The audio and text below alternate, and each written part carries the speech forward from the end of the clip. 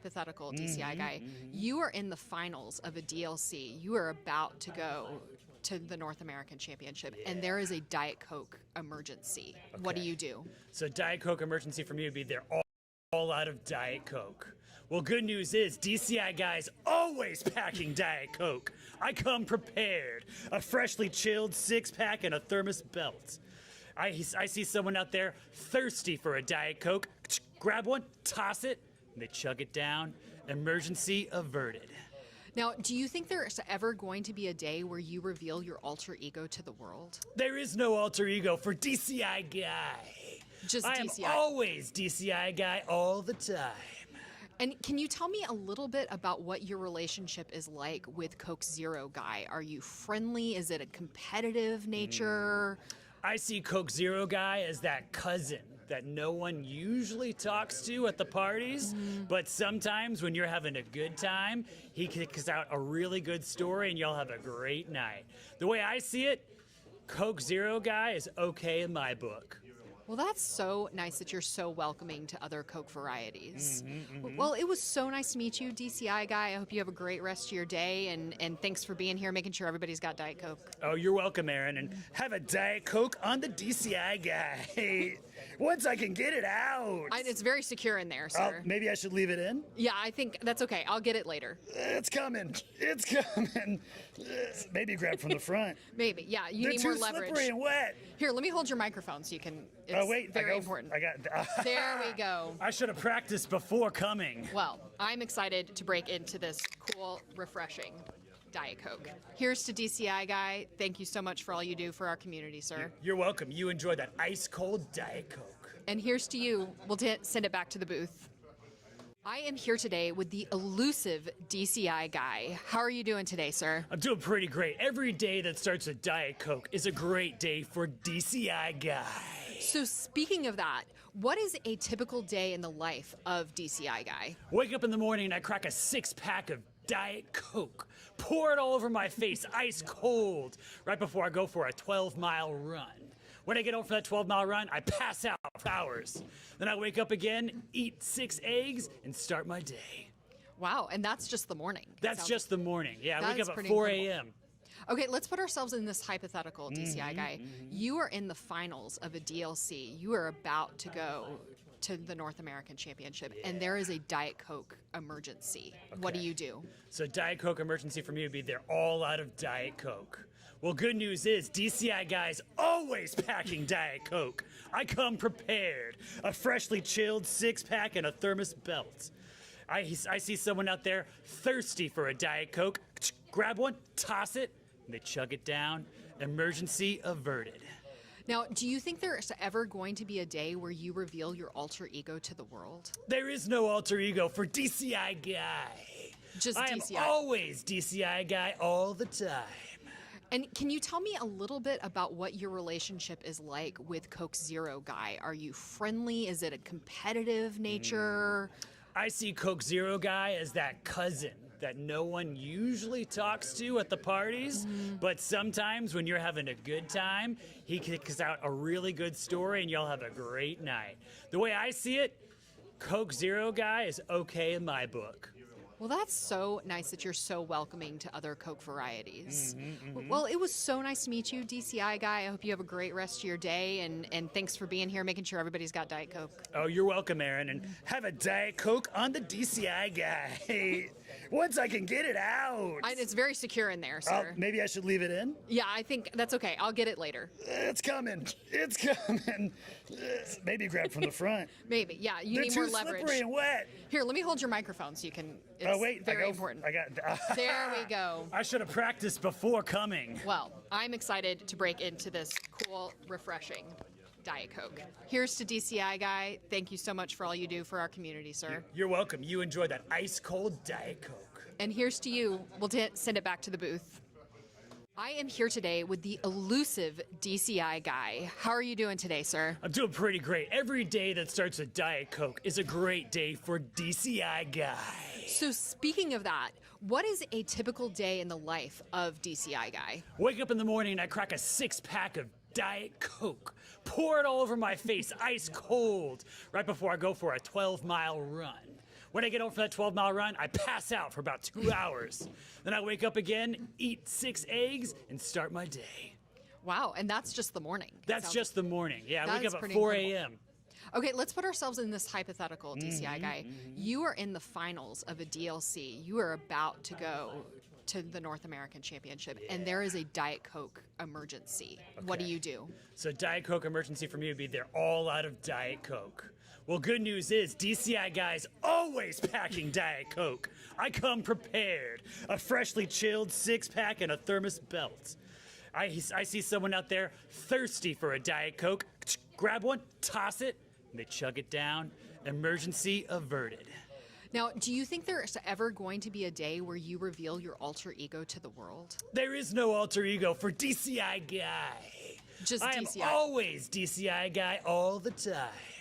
And can you tell me a little bit about what your relationship is like with Coke Zero guy? Are you friendly? Is it a competitive nature? I see Coke Zero guy as that cousin that no one usually talks to at the parties, but sometimes when you're having a good time, he kicks out a really good story and y'all have a great night. The way I see it, Coke Zero guy is okay in my book. Well, that's so nice that you're so welcoming to other Coke varieties. Well, it was so nice to meet you, DCI guy. I hope you have a great rest of your day, and thanks for being here, making sure everybody's got Diet Coke. Oh, you're welcome, Aaron, and have a Diet Coke on the DCI guy. Once I can get it out. It's very secure in there, sir. Maybe I should leave it in? Yeah, I think that's okay. I'll get it later. It's coming. It's coming. Maybe grab from the front. Maybe. Yeah, you They're need too more leverage. slippery and wet. Here, let me hold your microphone so you can. It's Oh, wait. very important. I got. There we go. I should have practiced before coming. Well, I'm excited to break into this cool, refreshing Diet Coke. Here's to DCI guy. Thank you so much for all you do for our community, sir. You're welcome. You enjoy that ice cold Diet Coke. And here's to you. We'll send it back to the booth. I am here today with the elusive DCI guy. How are you doing today, sir? I'm doing pretty great. Every day that starts with Diet Coke is a great day for DCI guy. So speaking of that, what is a typical day in the life of DCI guy? Wake up in the morning and I crack a 6-pack of Diet Coke. Pour it all over my face, ice cold, right before I go for a 12-mile run. When I get home from that 12-mile run, I pass out for about 2 hours. Then I wake up again, eat 6 eggs, and start my day. Wow, and that's just the morning. That's just the morning. Yeah, I That wake is up at pretty 4 incredible. a.m. Okay, let's put ourselves in this hypothetical DCI guy. You are in the finals of a DLC. You are about to go to the North American Championship, and there is a Diet Coke emergency. What do Okay. you do? So Diet Coke emergency for me would be they're all out of Diet Coke. Well, good news is DCI guys always packing Diet Coke. I come prepared. A freshly chilled 6-pack and a thermos belt. I see someone out there thirsty for a Diet Coke. Grab one, toss it, and they chug it down. Emergency averted. Now, do you think there's ever going to be a day where you reveal your alter ego to the world? There is no alter ego for DCI guy. Just I am DCI. always DCI guy all the time. And can you tell me a little bit about what your relationship is like with Coke Zero guy? Are you friendly? Is it a competitive nature? I see Coke Zero guy as that cousin that no one usually talks to at the parties, but sometimes when you're having a good time, he kicks out a really good story and y'all have a great night. The way I see it, Coke Zero guy is okay in my book. Well, that's so nice that you're so welcoming to other Coke varieties. Well, it was so nice to meet you, DCI guy. I hope you have a great rest of your day, and thanks for being here, making sure everybody's got Diet Coke. Oh, you're welcome, Aaron, and have a Diet Coke on the DCI guy. Once I can get it out. It's very secure in there, sir. Maybe I should leave it in? Yeah, I think that's okay. I'll get it later. It's coming. It's coming. Maybe grab from the front. Maybe. Yeah, you They're need too more leverage. slippery and wet. Here, let me hold your microphone so you can. It's Oh, wait. very important. I got. There we go. I should have practiced before coming. Well, I'm excited to break into this cool, refreshing Diet Coke. Here's to DCI guy. Thank you so much for all you do for our community, sir. You're welcome. You enjoy that ice cold Diet Coke. And here's to you. We'll send it back to the booth. I am here today with the elusive DCI guy. How are you doing today, sir? I'm doing pretty great. Every day that starts with Diet Coke is a great day for DCI guy. So speaking of that, What is a typical day in the life of DCI guy? Wake up in the morning and I crack a 6-pack of Diet Coke, pour it all over my face, ice cold, right before I go for a 12-mile run. When I get home for that 12-mile run, I pass out for about 2 hours. Then I wake up again, eat 6 eggs, and start my day. Wow, and that's just the morning. That's just the morning. Yeah, I That wake is up at pretty 4 incredible. a.m. Okay, let's put ourselves in this hypothetical DCI guy. You are in the finals of a DLC. You are about to go to the North American Championship, and there is a Diet Coke emergency. What do Okay. you do? So Diet Coke emergency for me would be they're all out of Diet Coke. Well, good news is DCI guys always packing Diet Coke. I come prepared. A freshly chilled 6-pack and a thermos belt. I see someone out there thirsty for a Diet Coke. Grab one, toss it, and they chug it down. Emergency averted. Now, do you think there's ever going to be a day where you reveal your alter ego to the world? There is no alter ego for DCI guy. Just I am DCI. always DCI guy all the time. And can you tell me a little bit about what your relationship is like with Coke Zero guy? Are you friendly? Is it a competitive nature? I see Coke Zero guy as that cousin that no one usually talks to at the parties, but sometimes when you're having a good time, he kicks out a really good story and y'all have a great night. The way I see it, Coke Zero guy is okay in my book. Well, that's so nice that you're so welcoming to other Coke varieties. Well, it was so nice to meet you, DCI guy. I hope you have a great rest of your day, and thanks for being here, making sure everybody's got Diet Coke. Oh, you're welcome, Aaron, and have a Diet Coke on the DCI guy. Once I can get it out. It's very secure in there, Oh, sir. maybe I should leave it in? Yeah, I think that's okay. I'll get it later. It's coming. It's coming. Maybe grab from the front. Maybe. Yeah, you They're need too more leverage. slippery and wet. Here, let me hold your microphone so you can. It's Oh wait, very important. I got. There we go. I should have practiced before coming. Well, I'm excited to break into this cool, refreshing Diet Coke. Here's to DCI guy. Thank you so much for all you do for our community, sir. You're welcome. You enjoy that ice cold Diet Coke. And here's to you. We'll send it back to the booth. I am here today with the elusive DCI guy. How are you doing today, sir? I'm doing pretty great. Every day that starts with Diet Coke is a great day for DCI guy. So speaking of that, what is a typical day in the life of DCI guy? Wake up in the morning and I crack a 6-pack of Diet Coke. Pour it all over my face, ice cold, right before I go for a 12-mile run. When I get home for that 12-mile run, I pass out for about 2 hours. Then I wake up again, eat 6 eggs, and start my day. Wow, and that's just the morning. That's just the morning. Yeah, I That wake is up at pretty 4 incredible. a.m. Okay, let's put ourselves in this hypothetical DCI guy. You are in the finals of a DLC. You are about to go to the North American Championship, and there is a Diet Coke emergency. What do Okay. you do? So Diet Coke emergency for me would be they're all out of Diet Coke. Well, good news is DCI guys always packing Diet Coke. I come prepared. A freshly chilled 6-pack and a thermos belt. I see someone out there thirsty for a Diet Coke. Grab one, toss it, and they chug it down. Emergency averted.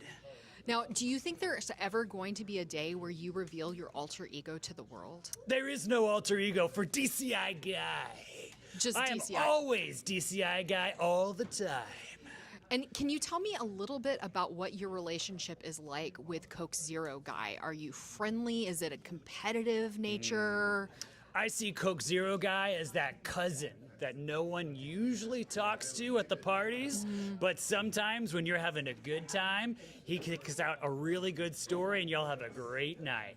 The way I see it, Coke Zero guy is okay in my book. Well, that's so nice that you're so welcoming to other Coke varieties. Well, it was so nice to meet you, DCI guy. I hope you have a great rest of your day, and thanks for being here, making sure everybody's got Diet Coke. Oh, you're welcome, Aaron, and have a Diet Coke on the DCI guy. Once I can get it out. It's very secure in there, Oh, sir. maybe I should leave it in? Yeah, I think that's okay. I'll get it later. It's coming. It's coming. Maybe grab from the front. Maybe. Yeah, you They're need too more leverage. slippery and wet. Here, let me hold your microphone so you can. It's Oh wait, very important. I got. There we go. I should have practiced before coming. Well, I'm excited to break into this cool, refreshing Diet Coke. Here's to DCI guy. Thank you so much for all you do for our community, sir. You're welcome. You enjoy that ice cold Diet Coke. And here's to you. We'll send it back to the booth. I am here today with the elusive DCI guy. How are you doing today, sir? I'm doing pretty great. Every day that starts with Diet Coke is a great day for DCI guy. So speaking of that, what is a typical day in the life of DCI guy? Wake up in the morning and I crack a 6-pack of Diet Coke. Pour it all over my face, ice cold, right before I go for a 12-mile run. When I get home from that 12-mile run, I pass out for about 2 hours. Then I wake up again, eat 6 eggs, and start my day. Wow, and that's just the morning. That's just the morning. Yeah, I That wake is up at pretty 4 incredible. a.m. Okay, let's put ourselves in this hypothetical DCI guy. You are in the finals of a DLC. You are about to go to the North American Championship, and there is a Diet Coke emergency. What do Okay. you do? So Diet Coke emergency for me would be they're all out of Diet Coke. Well, good news is DCI guys always packing Diet Coke. I come prepared. A freshly chilled 6-pack and a thermos belt. I see someone out there thirsty for a Diet Coke. Grab one, toss it, and they chug it down. Emergency averted. Now, do you think there's ever going to be a day where you reveal your alter ego to the world? There is no alter ego for DCI guy. Just I am DCI. always DCI guy all the time. And can you tell me a little bit about what your relationship is like with Coke Zero guy? Are you friendly? Is it a competitive nature? I see Coke Zero guy as that cousin that no one usually talks to at the parties, but sometimes when you're having a good time, he kicks out a really good story and y'all have a great night. The way I see it, Coke Zero guy is okay in my book. Well, that's so nice that you're so welcoming to other Coke varieties. Well, it was so nice to meet you, DCI guy. I hope you have a great rest of your day, and thanks for being here, making sure everybody's got Diet Coke. Oh, you're welcome, Aaron, and have a Diet Coke on the DCI guy.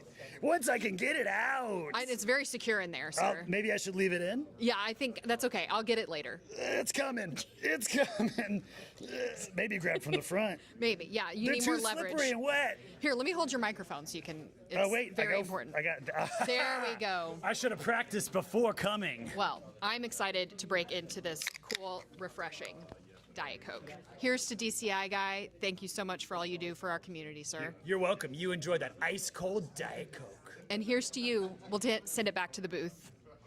I am here today with the elusive DCI guy. How are you doing today, sir? I'm doing pretty great. Every day that starts with Diet Coke is a great day for DCI guy. So speaking of that, what is a typical day in the life of DCI guy? Wake up in the morning and I crack a 6-pack of Diet Coke. Pour it all over my face, ice cold, right before I go for a 12-mile run.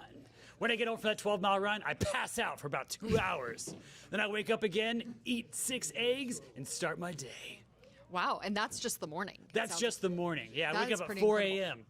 Okay, let's put ourselves in this hypothetical DCI guy.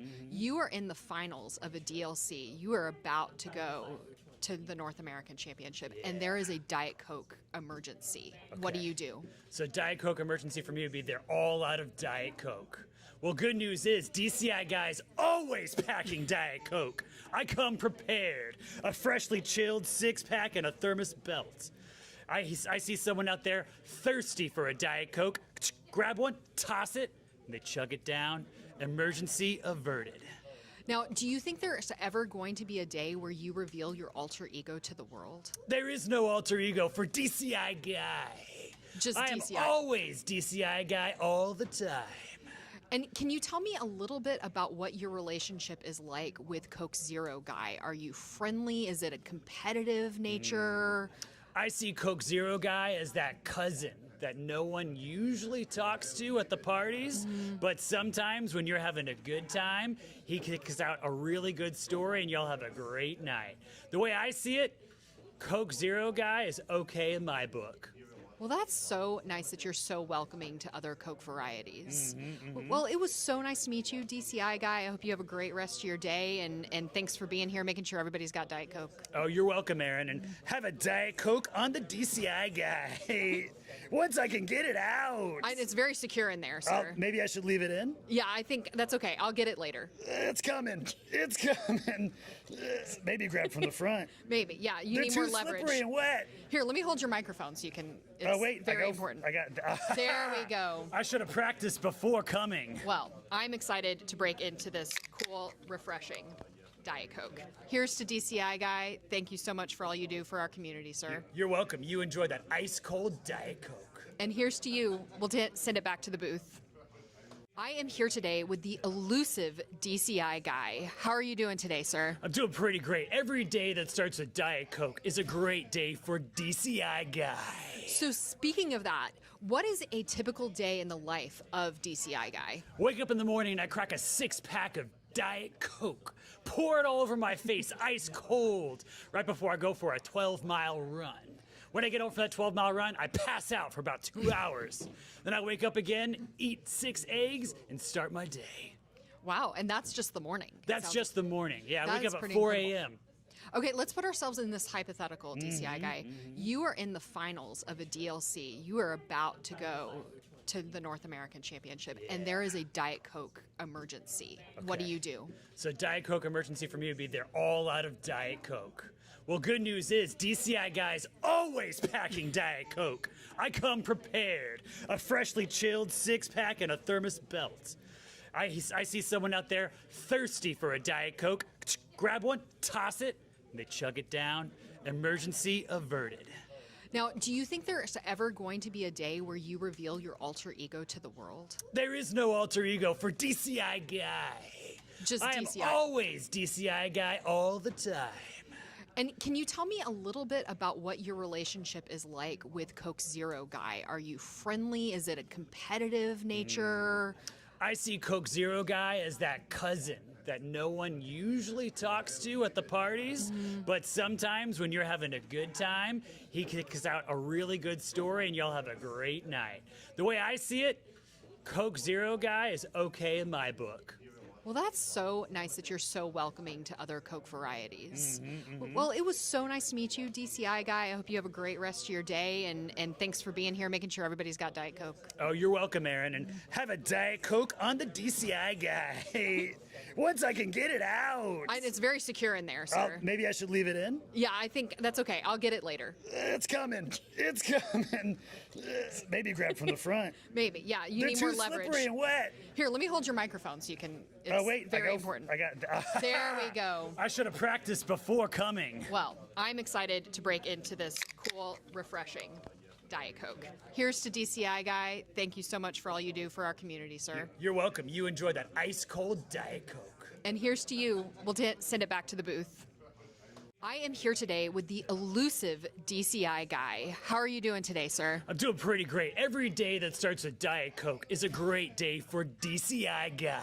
So speaking of that, what is a typical day in the life of DCI guy? Wake up in the morning and I crack a 6-pack of Diet Coke. Pour it all over my face, ice cold, right before I go for a 12-mile run. When I get home for that 12-mile run, I pass out for about 2 hours. Then I wake up again, eat 6 eggs, and start my day. Wow, and that's just the morning. That's just the morning. Yeah, I wake up at pretty 4 incredible. a.m. Okay, let's put ourselves in this hypothetical DCI guy. You are in the finals of a DLC. You are about to go to the North American Championship, and there is a Diet Coke emergency. What do you do? So Diet Coke emergency for me would be they're all out of Diet Coke.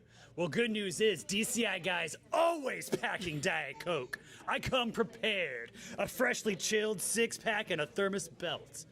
I see someone out there thirsty for a Diet Coke. Grab one, toss it, and they chug it down.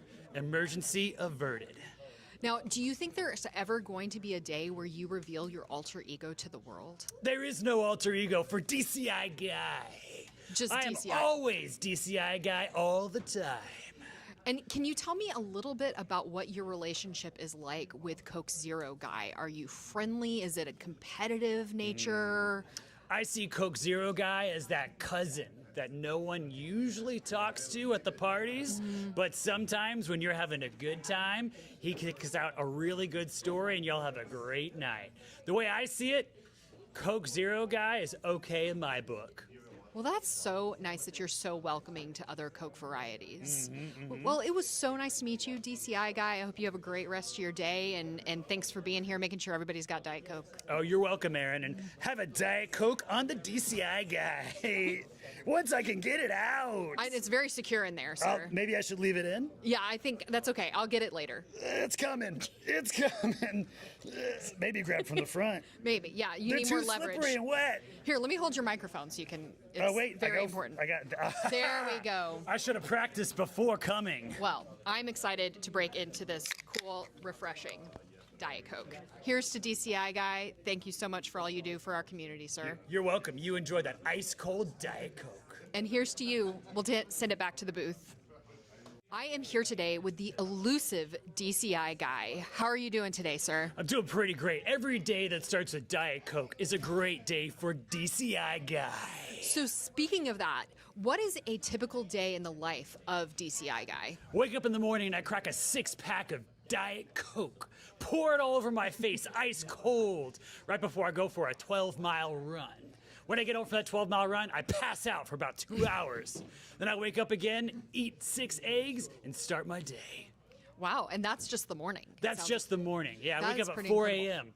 Okay, let's put ourselves in this hypothetical DCI guy. You are in the finals of a DLC. You are about to go to the North American Championship, and there is a Diet Coke emergency. What do Okay. you do? So Diet Coke emergency for me would be they're all out of Diet Coke. Well, good news is DCI guys always packing Diet Coke. I come prepared. A freshly chilled 6-pack and a thermos belt. I see someone out there thirsty for a Diet Coke. Grab one, toss it, and they chug it down. Emergency averted. Now, do you think there's ever going to be a day where you reveal your alter ego to the world? There is no alter ego for DCI guy. Just I am DCI. always DCI guy all the time. And can you tell me a little bit about what your relationship is like with Coke Zero guy? Are you friendly? Is it a competitive nature? I see Coke Zero guy as that cousin that no one usually talks to at the parties, but sometimes when you're having a good time, he kicks out a really good story and y'all have a great night. The way I see it, Coke Zero guy is okay in my book. Well, that's so nice that you're so welcoming to other Coke varieties. Well, it was so nice to meet you, DCI guy. I hope you have a great rest of your day, and thanks for being here, making sure everybody's got Diet Coke. Oh, you're welcome, Aaron, and have a Diet Coke on the DCI guy. Once I can get it out. It's very secure in there, sir. Maybe I should leave it in? Yeah, I think that's okay. I'll get it later. It's coming. It's coming. Maybe grab from the front. Maybe. Yeah, you They're need too more leverage. slippery and wet. Here, let me hold your microphone so you can. It's Oh, wait. very important.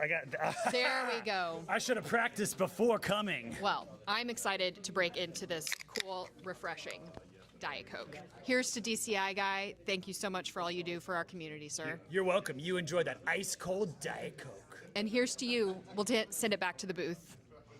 I am here today with the elusive DCI guy. How are you doing today, sir? I'm doing pretty great. Every day that starts with Diet Coke is a great day for DCI guy. So speaking of that, what is a typical day in the life of DCI guy? Wake up in the morning and I crack a 6-pack of Diet Coke. Pour it all over my face, ice cold, right before I go for a 12-mile run.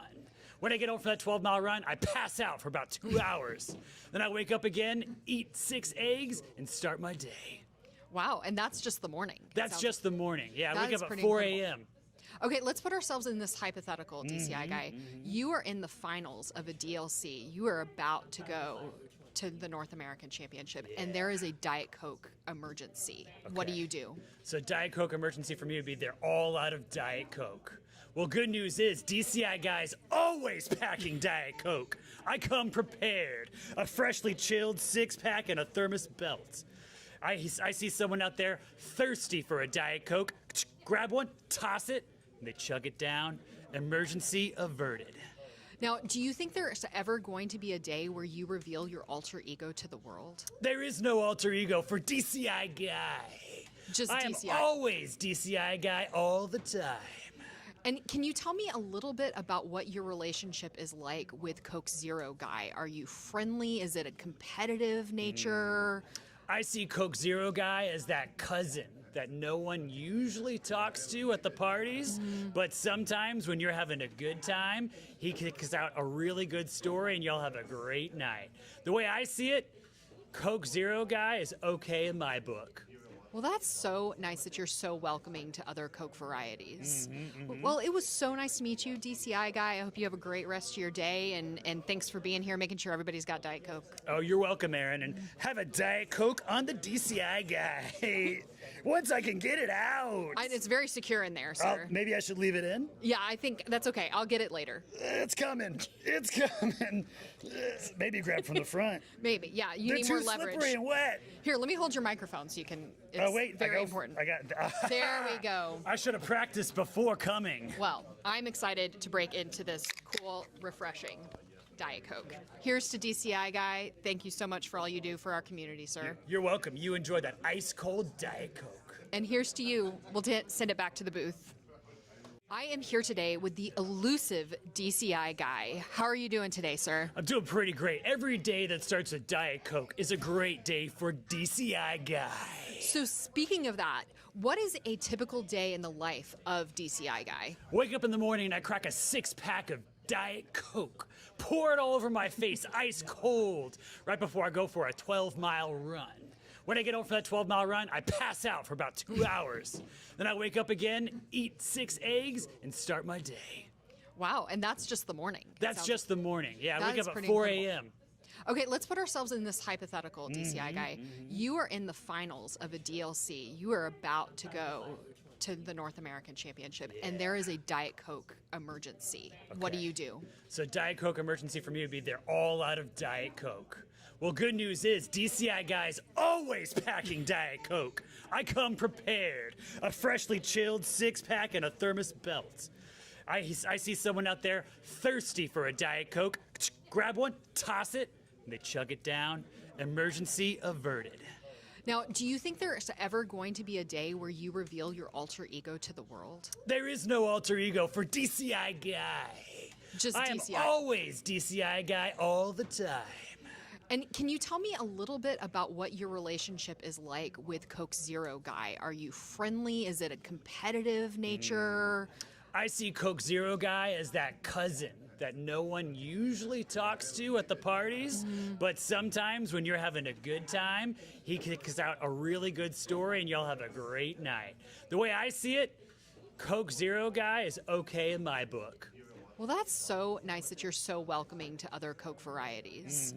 Well, it was so nice to meet you, DCI guy. I hope you have a great rest of your day, and thanks for being here, making sure everybody's got Diet Coke. Oh, you're welcome, Aaron, and have a Diet Coke on the DCI guy. Once I can get it out. It's very secure in there, sir. Maybe I should leave it in? Yeah, I think that's okay. I'll get it later. It's coming. It's coming. Maybe grab from the front. Maybe, yeah. You They're need too more leverage. slippery and wet. Here, let me hold your microphone so you can. It's Oh, wait. very important. There we go. I should have practiced before coming. Well, I'm excited to break into this cool, refreshing Diet Coke. Here's to DCI guy. Thank you so much for all you do for our community, sir. You're welcome. You enjoy that ice cold Diet Coke. And here's to you. We'll send it back to the booth. I am here today with the elusive DCI guy. How are you doing today, sir? I'm doing pretty great. Every day that starts with Diet Coke is a great day for DCI guy. So speaking of that, what is a typical day in the life of DCI guy? Wake up in the morning and I crack a 6-pack of Diet Coke. Pour it all over my face, ice cold, right before I go for a 12-mile run. When I get home for that 12-mile run, I pass out for about 2 hours. Then I wake up again, eat 6 eggs, and start my day.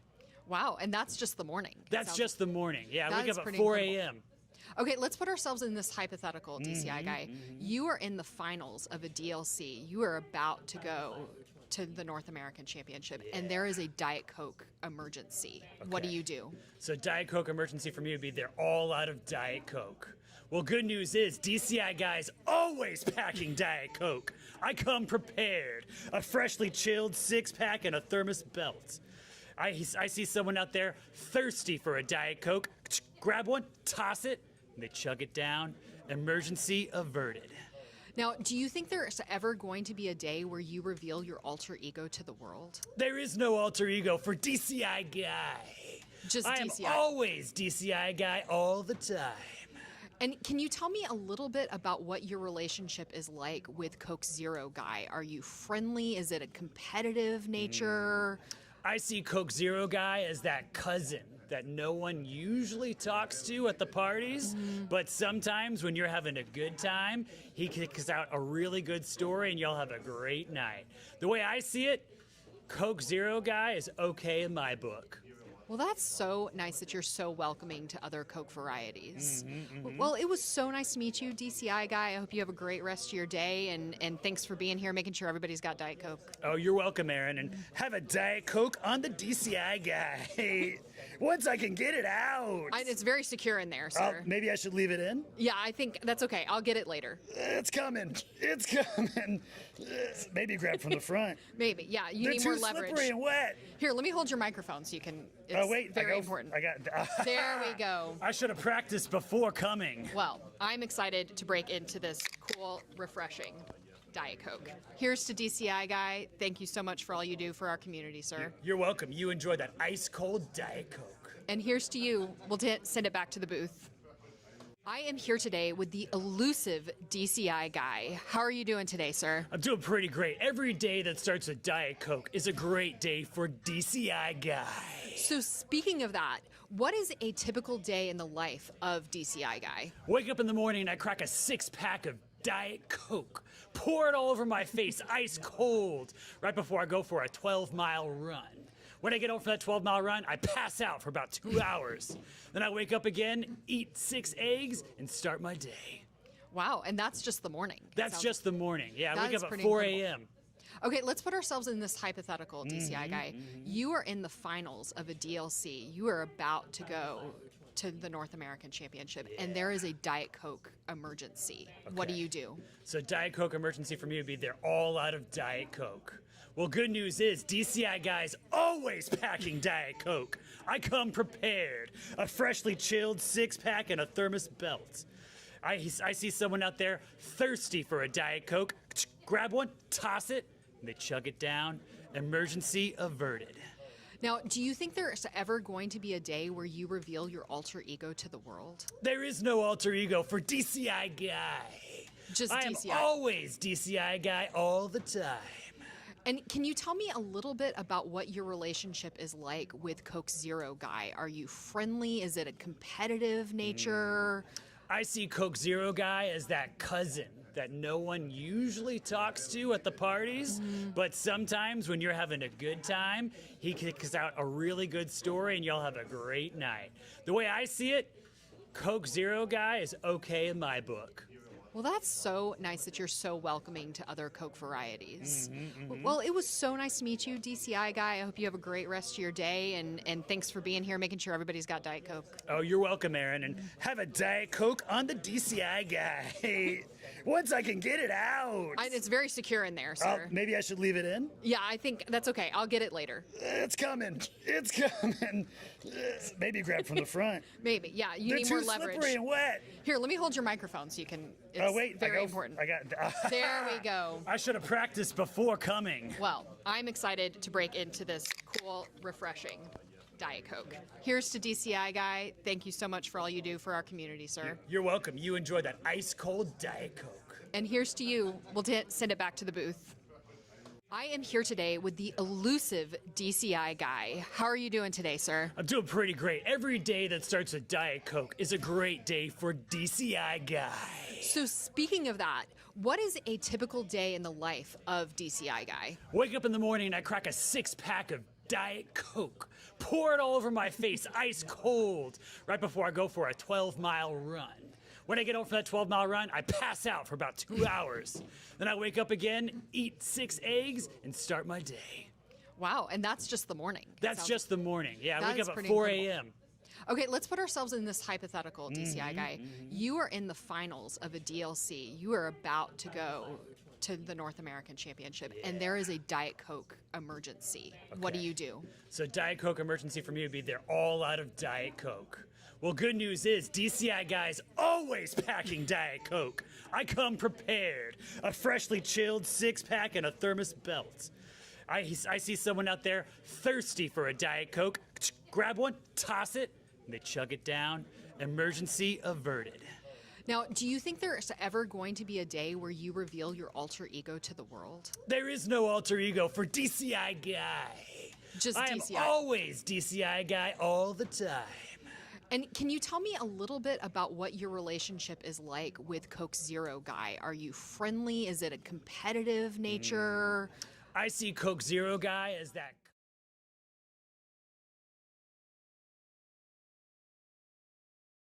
The third iteration of the Diet Coke Invitational here in the Dallas-Fort Worth area. I am Liam and I'm here with Bree and Courtney of Enchanted Chatter. Hello. Hello. We're so glad you made it. Thanks for inviting me. We're all in red coats today. I realize I'm further away from you all, so I'm going to move in a little so we look like we actually like each other. We do actually like each other. It's true. It's just a small table. Well, I'm glad to be here. I am excited. For anybody watching, glad you're here. This is going to be a really fun day of Disney Lorcana.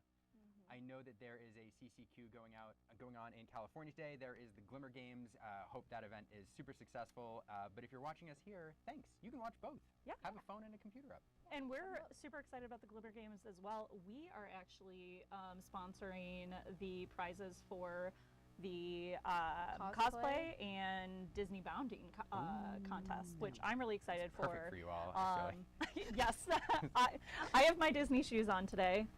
Oh nope, they're out of screen. Well, at some point you'll see. I can them, verify sure. they are Disney shoes. They're Minnie Mouse. Cute. Trust.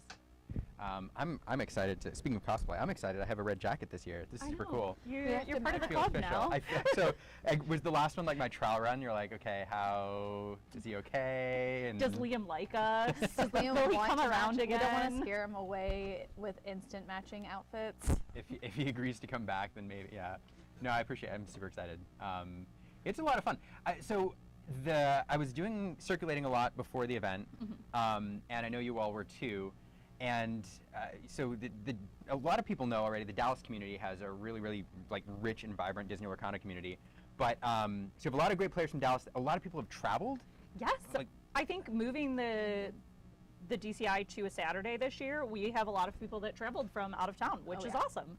Yeah, I'm really excited. One of our mods in our Discord, Fairy Queen Tank, who is a big supporter, 5 hours to get here, and is out there. So and there's some great players too. Some people who've done really well at DLCs. Bobby Break is out there. He's a Kaijudo world champion. So it should be some great Disney Lorcana all day. Yeah, it will be. There are a lot of really good competitive players that have done really well at DLCs that are out there from the Dallas-Fort Worth area, and I think that's one of the reasons I love this event, because we get to showcase our community that does do well competitively nationally, but this is like their little They're time all to right shine. here. Yeah. Yeah, super fun. Which players do you all have your eye on out there today? I definitely have my eyes on Trevor. He is a player from the Dallas side of DFW, and he usually comes in with some really good spice, and he is a very good player. He Made also top was 32 in Richmond, and then he just won the Hunter Burton Memorial Open last weekend. He's very good. He's very sweet. Top getting a DLC is no joke. Yeah. So, okay, that's good news. He wasn't on my radar today, and now absolutely is. now you're like, oh, wait a minute. Yep, absolutely is. A lot of other players. So looking at this match, though, speaking of players, you can see they're getting set up there. Keaton and Sarah. There's one color pairing out there that I love to see, and there's another one. Oh wait, we're moving around. We're moving the colors around.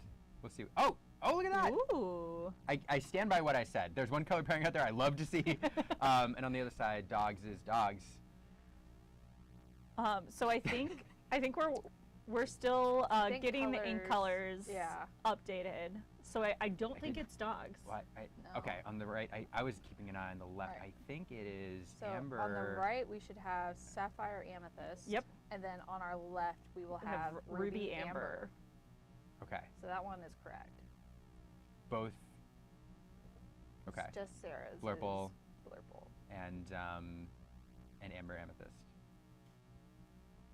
Okay, good. Yeah, there we go. And Just the we ink can see our colors. cards, just the ink colors on the at the top. so it is One. Keaton and Sarah Bohr. Yep, Yeah. that's correct. And Sarah is whose ink combo needs to be adjusted. And So Get the kinks out, you know? Getting there. now we are off to the races. Blurple with turn one. Basil And the Angel on turn 2, not able to use that underdog ability coming in on turn 2 there. And will we have a game? We do have the ramp, so we will have a game. Yep. I love it. Will we have a game? Yes, we will have a game. We have Tipo out there. This is a good start when you're playing into any Amber deck because you feel like you have a chance and can keep up with their board. And the really great thing about establishing the Tipo there is it does check the Angel as well with the Basil support ability, so that is nice. We know this Angel likes to Accood and do other shenanigans early on. Singer 3. She's All right, we've got the Aladdin. Okay, so it is Ruby. barreling through. I thought it was Amethyst. This is Ruby Amethyst. This Yes. is spicy. Yeah, this is looks pretty similar to what Trevor actually played this past weekend. Yeah, so we have the Aladdin with the boost ability and Reckless. So while there's a card under this character, your Reckless characters can gain 1 lore when they are exerted. Yeah, exert to gain a lore. That's a lot of fun. I'm going to admit, I've seen these color combos around, or I've seen this color combo around the fringes a little bit. Not a ton. We know it's not super meta relevant, but I have not seen this card, and so I'm really excited to see how this goes. So we were able to see this list last week in the Hunter Burton Memorial Tournament locally, and the member of the team that played this last week was who won the event. So I think that they might be doing a little bit of deck testing across the whole team today with those. That makes a whole lot of sense. I mean, when a deck takes it, Hunter Burton's not an easy tournament, so when a deck takes that down, you kind of take notice. Yeah, there was 42 last weekend. Yep. And very good players always turn out for that as well. And now that aerial ethereal voice getting established on Keaton's side. Now over to Sarah. I really like that aerial. These Amber decks tend to struggle with card draw in the mid game, and so cards like aerial and Stitch Snowboarder, Snitch Stowboarder. We're awake, guys. Yeah. we swear. We need some more caffeine already. Caffeine. More Diet Coke. Really allow you to hit that card draw that you need. So Ariel's a card I really like. She's not going to stick around though. Elsa coming down. Basil questing, giving support to Elsa, who would challenge in and get her off the board.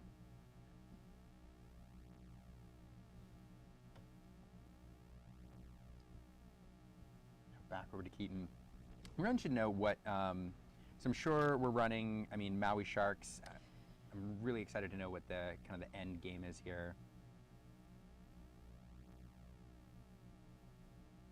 Because it does feel like, I mean, Blurple is such a powerful deck, and it has one of the best lines in all of Disney Lorcana when you can open with Basil into, or you don't need to open Basil, but Basil into Ramp, into Genie, into Elsa. That line is so strong. So strong. And Sarah getting it here. We are going to establish another arrow boost here immediately. Boost 1, so good. We're going to sing right away then to be able to draw, and that'll be 2 cards that they'll be able to draw off that. Ariel already replacing herself. And get that pesky Basil off the board. And back over to Sarah. I will say it does. Problem is, I do feel like inevitability is with the Blurple deck the longer this game goes. I say that, of course. So as we all go, but actually, yeah. You think that, but there are some really strong cards in this deck for late game and low cost actions that can bring cards back, clear some of those evasive cards on the Blurple side, that I feel like this is a surprisingly okay matchup when you want to say it's going to be Blurple right off the bat and great. Yeah, the Horseman Strikes, which is gonna be in this Amber Ruby list, is so strong into that Blurple matchup that whenever they can get it, it's easier for them to manage that side of the board. That's fair. A couple options here. Hades looking for a deal came down. It looks like the deal was not taken because I assumed that Ariel was targeted. So Sarah getting a couple cards and then saying, you know what, I'm just going to remove it anyway. Thanks for the cards. I'm going to let that go to your inkwell. But I And- will say, when that happens, giving this Amber Ruby player, Keaton, More ink. that ink really helps with, even though he lost the card draw, he still has the ability to have a couple more cards in hand now that he doesn't have to ink. That ramp, it's a great point, because that, we lose sight sometimes when we have like Blurple on Blurple and everybody's ramping and everybody's got ink and everywhere. We lose sight in some of these matches, especially with Amber decks that struggle with card draw a little bit, that one ink makes a huge difference sometimes. And so, yeah, it's basically saying draw a card in a sense. You do lose the character, of course, but still, it's a great point. Especially in an endgame, if you have Mary Sharks running around where you're looking to string together a whole bunch of actions and things like that, that can make a huge difference. Absolutely. And these Scrooges. Those Scrooges can get big fast. Yeah, Scrooge, another boost 1 character, and gets +1 strength, +1 willpower for each card under him. And he said, yeah, they do get big fast. They get big fast. Really fast. The thing about boost 1 cards, like boost 1 is so, the difference between boost 1 and boost 2. Oh, drastically different. Yep. Huge, right? Because most of the time, because sometimes you're playing the boost cards on curve, but a lot of the times you have the ink to boost them as soon as they come into play. So Scrooge essentially says, like 3 for a 4/4, which is kind of good. That's Lexington. That's Yes. And then next turn he's a 5/5. It's kind of wild. They get beefy quick. Looks like we're deciding to quest here with So Genie and quested with Genie. Hades. Yeah, and is that right? Is Sarah at 10 already? Yeah. 11. Wow. Just really accelerating here. Looks like just gonna try to hit the gas and Close this out, and that's the thing. That's why evasive characters are good. Keaton just not able to answer, and yeah, as you pointed out, needing Bree, those horseman strikes about Yeah. now. Probably about 2 Probably turns ago. about 2 but, turns ago. but it's a great point. you know, Like, draw like 3 of them in a row, and and there you you go. know, and you're fine. No, it's Just 3 all in the same turn. right. It's one of the reasons Be you able play to Amber see is them. that card Yeah. in this meta. Like Even so like good you got a it. headless horseman or something Yeah. here would feel good. Okay. Something to get rid of that genie, Something. because it is a menace. You remember that genie was like a $15 card at one point, or like a $17 card. Oh yeah, I opened like 6 extra foils, and I like walked into my local game store and was like, "Hello, I would like cards. What can I get?" They were like, "You can have whatever you want." Yeah, Yeah. just take one and Basically, enchant. We'll give you yeah. an enchanted for this. And here we go. That feels pretty. I missed what? Oh, headless horseman. I was horseman. Yep, banishing that genie, and Hades removed for good measure, and now those Scrooges getting even bigger. 5/5s, and you What? know, Sorry, go ahead. no, as you say, they're not like they only quest for 1. But like at some point when you have 5/5s and 6/6s and 7/7s questing, and you have damage-based removal, like it feels Yeah. pretty bad. And so one of the ways Blurple removes it is with Hades or Let It Go. Yeah. But that feels really, Really bad. bad too, Yeah. because now they've got 3 ink added to their inkwell from those cards. So it's not looking how they want it to, for sure, on the Blurple side. Sarah, Like you can, she has the cat out, so I guess she could, in theory, start just stacking damage onto the Scrooge. But you're gonna lose a lot of characters just trying to stack damage onto those. Mm-hmm. yeah, 'Cause they're big. yeah, it's tough. I feel like you need to find. 'Cause they're I already think a we're gonna 5/5. Boost from Elsa moving damage to Headless Horseman. Yeah. There he goes, and all of a sudden, just a couple ducks over there. Couple ducks. A couple big ducks. Couple big ducks. Scrooge over there counting his very, money and very greedy. and getting bigger by the turn. It's only 1 to boost him too, which is just crazy. Yeah, boost 1, just Like- so good. Especially with Blurple giving him just more ink. It's like, okay, well, I have 2-3 cards in hand. I might as well go ahead and just make it bigger. Mm-hmm. Why not? Yeah, it's an interesting thing that boost. I've seen a lot of times players who boost characters when otherwise there's no reason to. Like you're not getting any ability from them. You're not. You just have the extra ink, and so you do it. because you never know if your opponent has some sort of bounce effect or some sort of inkwell effect or something that you're not considering. You just boost because you can. And yeah, so that boost 1 allows players to do that pretty easily. Speaking of boost 1, Ariel coming in here, another ethereal voice, going to boost 1 and immediately play World's Greatest Criminal Mind to draw. Yeah. No target for it. Yeah.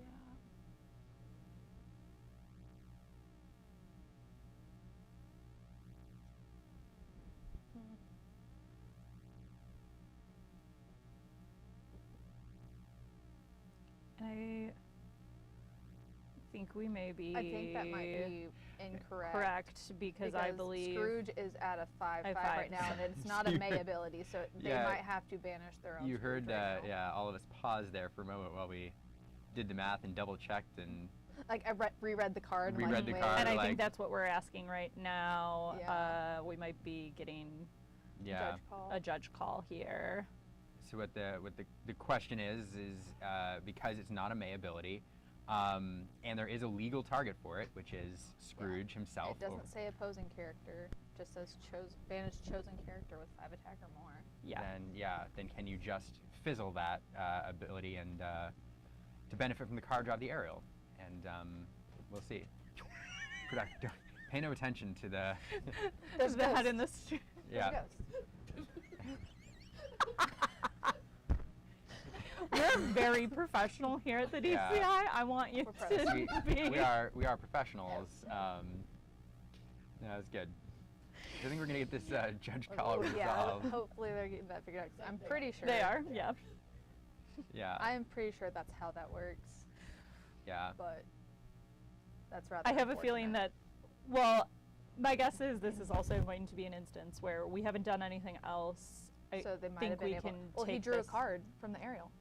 Oh, Yeah. so we might Yeah. not be able to rewind that. Yeah. Yeah, Yep, that's see, the there we problem. go. Yeah. So there, Yeah. that being forced, and immediately going to play that Aladdin Whisper there. So a couple whispers on the board, and unfortunate. We'll call that a misplay because I Yeah. think Keaton was planning Yeah. on Just drawing a card there and Yeah. right. And I think if there's no legal target, you can do that. Yeah. Absolutely. Yeah, absolutely. It Yeah. just happened to be he had boosted the Scrooge just enough that. I was bigger than I thought. Sorry, Scrooge. A little World's Greatest Criminal Mind On fratricide yourself. there. I was gonna say that's probably the only card that you really have to worry about. That's true. And Maui Shark maybe, but that's clearly not. the world's greatest is the only card you had to worry about getting rid of the Scrooge at that moment. Oh, yeah, I was yeah, like, yeah, or that's they're fair, gonna give you that's 3 fair. more ink. The worst possible answer is self-banishing your own card. Yeah. But that's okay. So now back over to Sarah with another Elsa is going to challenge and get rid of that Ariel. Move the damage, and Cat is so good. the cat is so bad. And a baby Sisu there hanging out under there.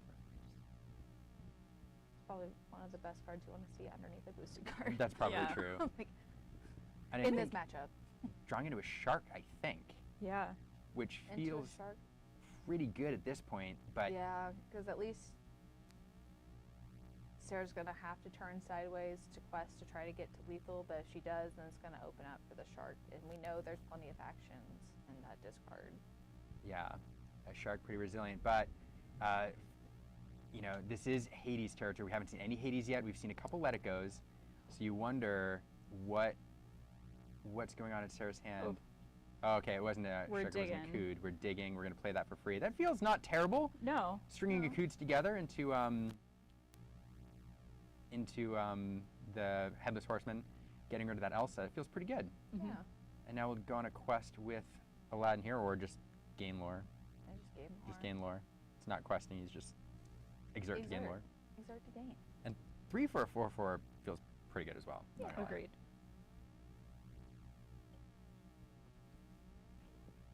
So Keaton finding some key removal at this point, slowing down Sarah. We are in Hades, territory. and it looks like I think we are going There's to. at least a woodchuck guidebook in there, in hand. Woodchuck Guidebook. Fantastic card revealed by JDZ Quests. I messed that up once, and I have to say it every time now. I think it's so funny because I think There he it is. absolutely thought that that card was never going to see play when he revealed it, and now It's a it staple. plays. It sees play all the time. It is. Blurple got rid of second stars, I think, purely because of the guidebook. Yeah. And I think we're gonna go to game 2 here. Yeah. Looks like Sarah Wow. got it. And Keaton just not said, enough. You know what? Let's just go. Yeah, I At think. that point, I feel like I probably would have done the same thing. Yeah, I think. You got 2 more games.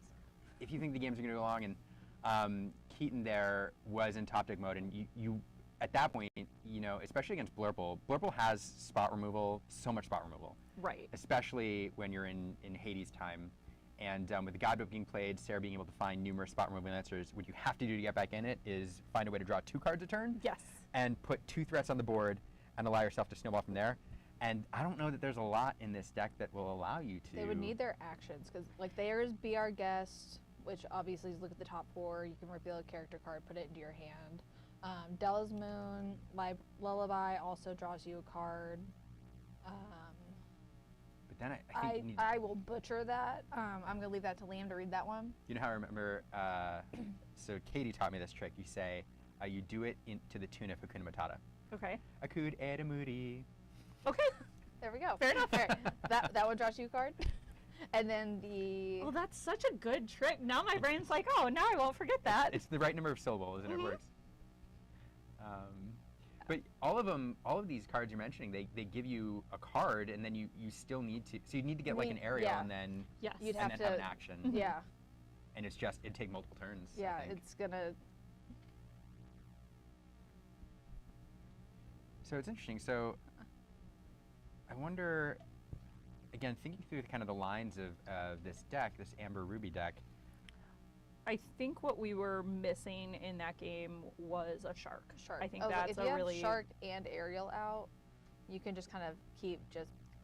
as well as Bounce Webby's diary, because that is where we see a lot of card draw Yeah. and multiple cards in a turn when we can boost and You draw. can just pay 1 to draw.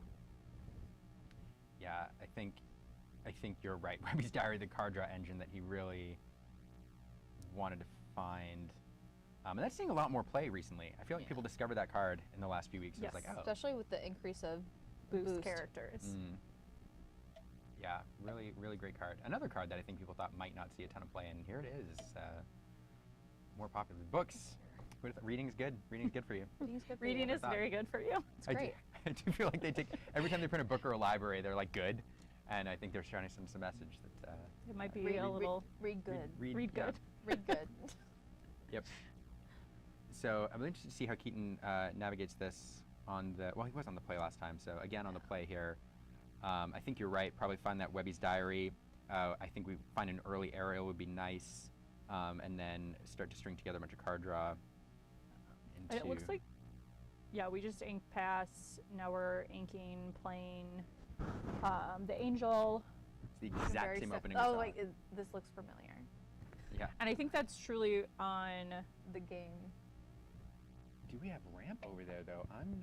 I am not seeing it I'm not seeing either. it. No. So it feels bad. Okay. So we're gonna get The guidebook at guidebook least, out. but The guidebook still not. is the guide. If you don't find the ramp, it's really bad. But the guidebook feels like a Yeah. nice consolation because next turn you can draw another 2 to look for that ramp, and you're a turn later ramping, so you're off your ideal curve. But at the same time, it feels like you can recover a little bit if you hit that ramp the next turn. But here, I don't think we saw. Okay, well, the angel coming in, cracking into the Basil there, which I think honestly Sarah's happy with. Yeah. The Akud or the angel being able to sing Akud and other stuff, so I think that's a good trade. Yeah. Let's But see. also even for Okay. the boost, if with him, I can understand why he would take it out because the boosting something with him having the Scrooge out could at least makes the Scrooge where it's like, okay, you have to have Let It Go or Hades to deal with this. Oh man, But you're right. still- And Let It Go. If you've boosted that twice, it feels Yeah, so, so bad. bad. So bad.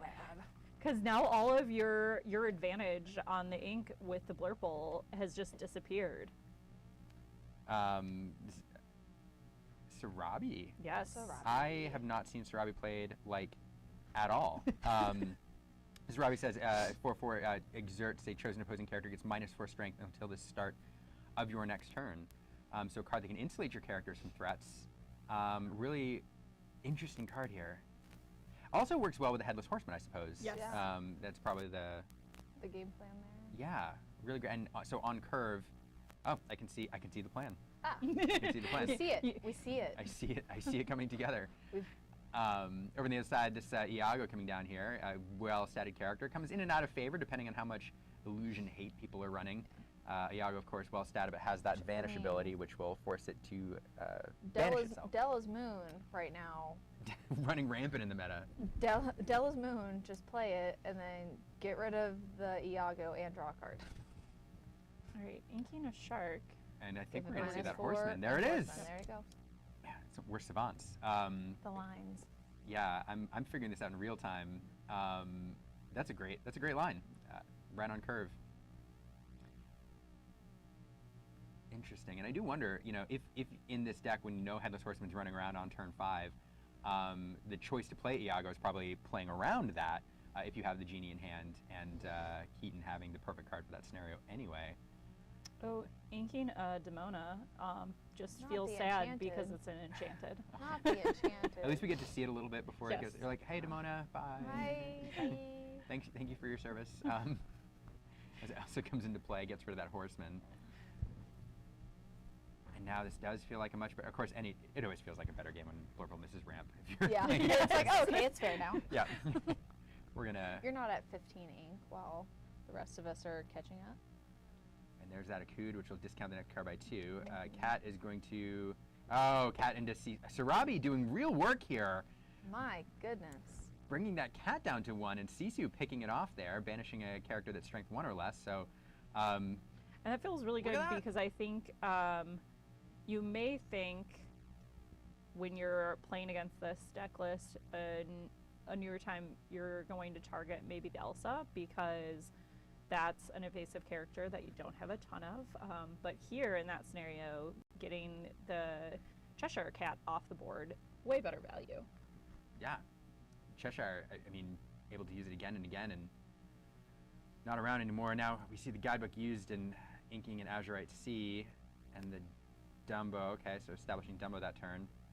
With 2 evasive characters on board, Sarah's really hoping that Dumbo sticks around, but I don't think it's going to, because Sarabi don't think so again. Don't either. let it. Yeah. Oof.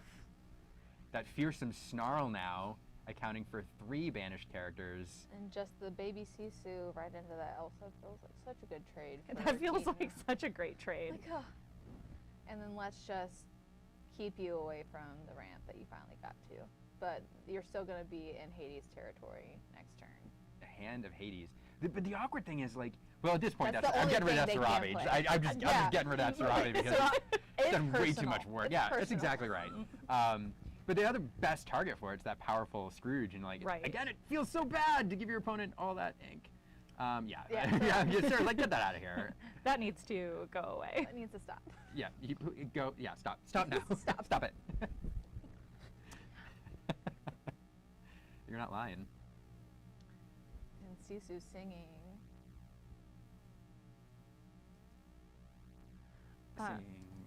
Akut etamuti. Nailed it. There we go. Oh, nailed Like, it. oh, God. And playing that Angel, and now that Scrooge is 6/6. Mowgli's gonna quest, and this is where Blurble can struggle because Blurble has so many targeted removal answers.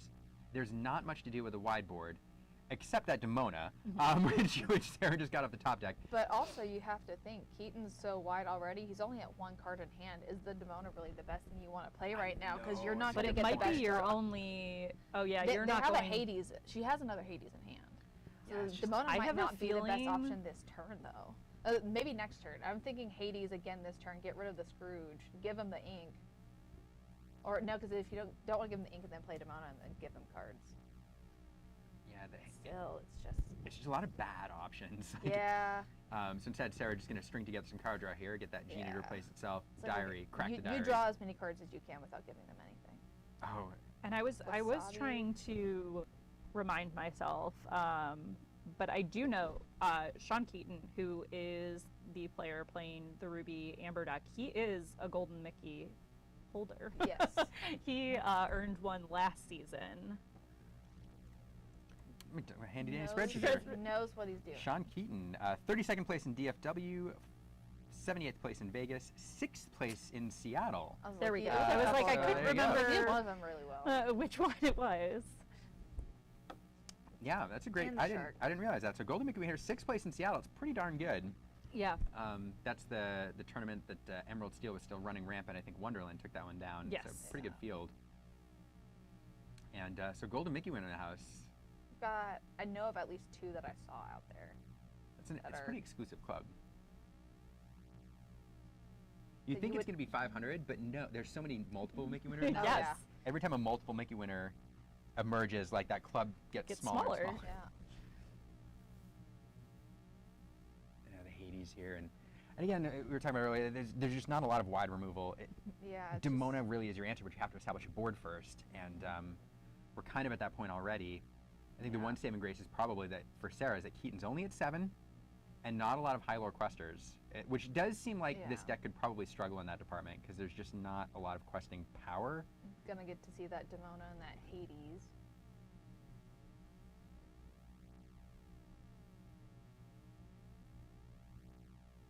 And it probably feels Yeah, just applying pressure. I mean, if you don't quest with them, you're thinking they're probably just gonna play the Demona and exert everything anyway, so you might as well just quest. It's true. Get lore while you can versus just leaving them there and then losing them anyways. But And Basil off the top deck for Sarah feels not too Not great. That's not what we're Great. looking for. I think this wide board that Keaton has developed is very good, and yeah, Yeah. finally getting rid of. Yeah. I will say that's a lot of ink. that though. feels bad, but at this I don't point, know At this what point, else? they can play all their cards already. well, You and just, Keaton has a lot of ink already anyway, and so it feels giving Keaton that ink or Sean that ink on turn 6 feels really bad. At this point, not quite as bad, unless a Webby's Diary gets on board, which starts to string together a bunch of card draw and allows Keaton to just dump everything on the board. Absolutely. But this is. It's amazing how just getting that one card off the board feels like it swings things. And Sarah here just okay. questing? Sarah just saying, you know what? I'm gonna be the beatdown here. I'm gonna take that baton and now force you to respond. And that, to be honest, feels like a great line here. Yeah. Yes. Especially given the characters out, because like, you're gonna have to throw multiple things into just to try to get rid of one of my characters, and you can't deal with one of them. So, good luck. Yeah, and now Keaton boosting that aerial ethereal voice immediately. Do we have a song to take advantage of it? It looks like we Here's do. what we do. Is it? I mean, it's Mowgli It's a singing, so is it a two-cost world's great? Be our guest. World's Trials and greatest? Tribulations? Another card I have not seen much of. Yes. Chosen character gets -4 until the start of your next turn. Interesting. It's the Oh. Sarabi effect. Yeah. Sarabi effect. It's going to choose that Hades to be paired with that Sisu. That strength manipulation removal has been a menace this game for Sarah. And now Sarah doing the math, seeing how many turns Keaton is away. It's 1, 2, 3. I'll do it as well here. 1, 2. Okay, so game on board. 2 turns away, 'cause this is 1, 2, 3, 4, 5, 6, right? 4, 5, 6, 7. Yeah. Arrow 2. So Keaton winning next turn. Sarah would love to threaten game herself, but I think She's gonna have to at least spend a turn removing some amount of character. we'll have to remove a couple. You could just, if you have the card to deal with that arrow by itself, that would do it, and then going to 16 would feel good, but probably not enough, so we're gonna do this the hard way. One character going down, Basil Honestly, trading. if I'm Sarah, I'm just taking a turn to just, okay, I'm just gonna Hades into the Mowgli's and keep questing with the genie. I think, okay, got enough there to clean that up. So now Sarah can quest and threaten game herself this turn, and that's gonna force Keaton to respond, but it's tricky because, okay, see, there's not enough insulation. It's tricky because there's no reach in this Blurple deck, and so all Keaton has to do is deal with one of those Hades in a sneaky manner, quest up to 19, and things are going to be Yes, really but tough. it looks like his top deck was not what he was looking for there. It's a bummer. Any removal here. Oh, it's a Horseman.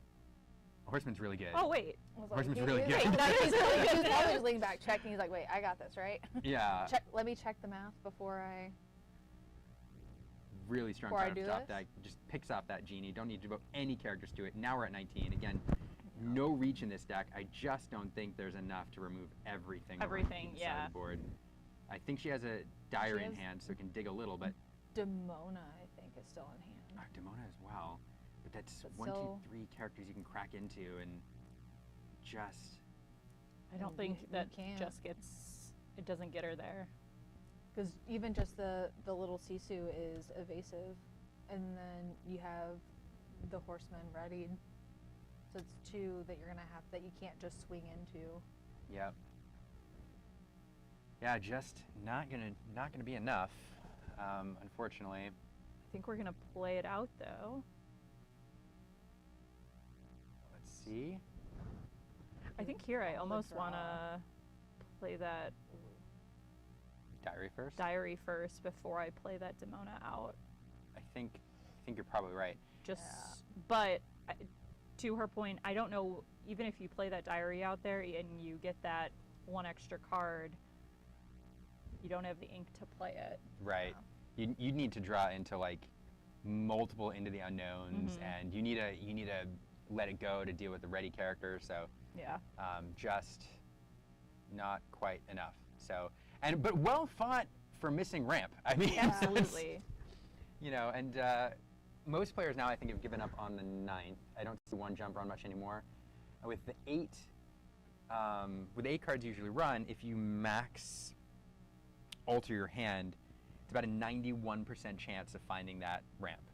So 91% of the time, if you're maximizing your chance to see it, you're going to find one of those turn 2 cards you need, and so it feels really, really bad when you miss it. But fighting back nevertheless. So shout out to everybody hanging out with us here on this morning, No, it's a good watching Saturday some Disney morning. Lorcana. Yeah. Honestly, it's a good Oh, way we're to start afternoon the now. day. We've Oh. made it to the afternoon, It's afternoon? Oh, at darn least in Central and Eastern time. If you're in Pacific time, Good morning. good still. morning. Man, these mornings go by quick. it. This is a fun matchup for the first game of the day. It is. No dogs were seen today. Yeah, is Yeah. that a rule? Are we making that? I don't know about that, but at least no dogs. Round 1. Yeah, it's true. We've made it through round 1. No, I do like seeing the spice. Like Ruby ketchup mustard fans, Ruby Amber fans, like are always looking for a meta viable version of their colors. So to see it taking out Hunter Burton, to see it taking a game around 1 here and being potentially and a Golden Mickey winner playing Yeah. it. I mean, I don't know how good it is in terms of the tier list, but certainly it's something you could play at set champs. Absolutely. Oh, for sure. Dust it off, folks, if you Yeah. want. Yeah, no. I mean, my sister-in-law has a version of this, and she's been killing it with this deck at all of her locals. But we So- also make jokes about their locals. Not in a mean way. We just always laugh. I am convinced that the Colorado meta is always like They're in their own vastly universe. different than anywhere else in the United States or the world for that matter. We played a tournament out there and we were like, what are we doing? What's happening? Thin Yeah, air. it up was- there. Like Yeah. very different training at altitude. Yeah, I've heard that the Colorado meta is a little rocky. I know. Thank you for that one. That was good. That was good. Touche. Sorry. You get some points for that that was, one. That was peak pun. I'm getting thumbs down behind the camera here on that Sorry, one. so- tough crowd over yeah, I there. know, tough crowd. Tough crowd. But here we go, Sarah opening on the play with a Royal Guard. Every time Blurple player plays a card on the play on turn 1, take a look at what it does to the hand.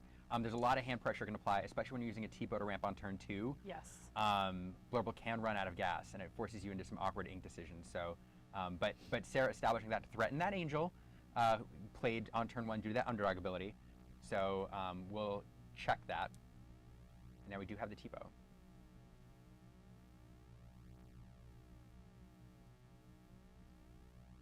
about the cat? Yep, it's gonna be the cat. Back over to Keaton. So getting to see what Keaton does here after not playing a tournament play the last couple games, does get the angel out courtesy of underdog. We'll get to see what the and actually, I'm sneak peeking the deck list just because I was curious. No other turn 1 play. Yep. So this deck does not play on turn 1 except if it has the angel on the draw. So interesting. 2 angels on the draw there. I don't know what a group of angels is called. A pod of angels. A chorus of angels. I feel That like sounds good. chorus sounds correct. That sounds pleasant. Chorus of angels on the board there. Looks like turn 4, we're most likely gonna see a Tigger. Host, choir, or chorus. Oh, there we go. Confirmed by Chorus. the Google. Confirmed by the Google. So there we go. Shout out to production. So here, this is typically the genie turn. Tigger, those you Tigger point. bounce. Yeah. I cheated. I looked at her hand. Oh, that's okay. That's what we Tigger do when we bounce. broadcast. Yeah, when they show them to us, we take those nuggets. Listen, I can see. And as you guys are wonderful and paying close attention to the game, I was trying to get a little meta look for us, and it looks like the most played deck for today is going to be Sapphire Amethyst. So What? Blurple is going to be the top of the list. We have 17 Blurple lists out there. Today we have 83 players. And then we have next highest being Amber Steel. Okay, I love to hear that. It's all the Steel Song. It's your people, all your It is Steel my Song people. players. They're like, they saw it do well, and they're like, it's our time. We're back, folks. We're back. They didn't listen to me. Dust it off. I saw a few of them with their decks out there. I was like, no, you're not allowed to play that today. No, no, let it go. They're like, we're back, baby. Yep. So Hades coming down, looking for a deal. All sorts of board control going on. Sarah clearing things off. Tigger, a card which has begun to see a decent amount of play in that 4 slot, as usually around 2 ofs. But they can really mess up your opponent's tempo. There's a lot of early cards. If we play them on curve, there's a lot of fantastic targets for him. And it's a really great tempo play. So Sarah using it here. And Doesn't look like Sarah's hit enough of her card draw yet, though. Which is interesting for. Oh, there it is. There's Butchug. there's like, yeah, but I just I didn't say know. that. But Like, that's odd. it's a fantastic point, especially when you're using like a turn 1 play into a TPO is really, really painful. And you have to find something in the mid game. This is one way to do it. It's probably in this scenario the best way to do it. Having that Demona in hand, Trade. just needed an Inkable, Yep. found it, and now that pesky Sarabi off the board. Which, as we learned last pretty game, good. she's like, that is not sticking. Yeah, Yeah, no. that cannot stay. That fearsome roar. Coming out, Devil's Moon Lullaby here just to draw a card at this point. Unless we pair it with a Sisu. It's like, it's just to draw a card. Unless, actually, Sisu coming in. A Daring Visitor has done some significant work in this match. Which, I mean, not a card I would expect to see do as much work as it has, and it really has kept Sean into this match. Yeah. So many cards removed, so many powerful cards removed with that strength manipulation he's running over there. Now we're going to get this Rat followed by another Demona. This feels really good here. And this feels good because I think Sean is at 3 cards in hand. Will exert Sisu, but can't do anything.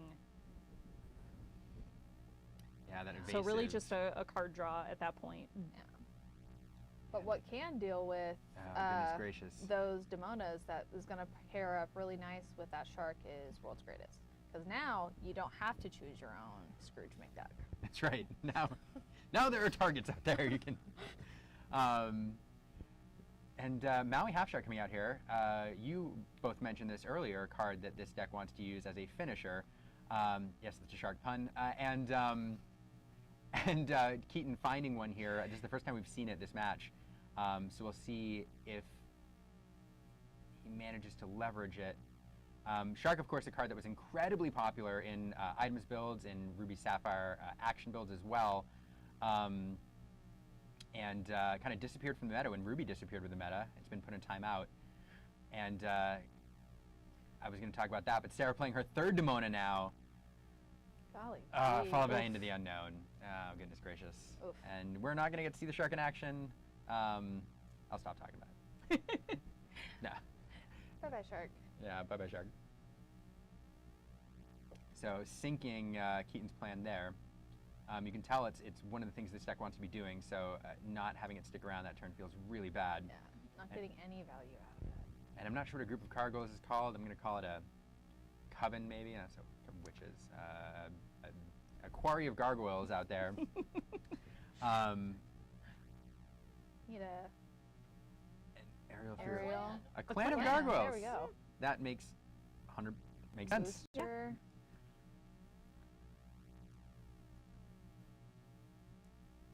And Delma's Delma. Lullaby coming down. Choosing the Drawing. Basil, it looked like. Yep. To so do, Sisu can yeah. challenge in. And stays alive. Just a And little bit of then- control. Get rid of the Scrooge's counting house into the inkwell. I haven't even seen yet. No. And so now Location with boost. Yep. this feels really, really tough here for Keaton. There's just a lot of well-statted characters out there. Plenty of strength manipulation, but having a Sarabi on board, you'd feel better. Having a Scrooge you're boosting would feel better, but there's just not much there. That Ariel, I was about to say, that Ariel needs to stick around. Although, here, with all of that ink there, there's a world in which allowing your opponent to draw 2 cards can push Sarah into Stone by Day. With 2 cards in hand, she'd have to get rid of a number, but probably can find a way to do that. But losing that Ariel feels really, really bad. Yeah, I think if I'm Sarah, I'm just questing. questing to the moon at this I know point. there's an Into the Unknown in hand.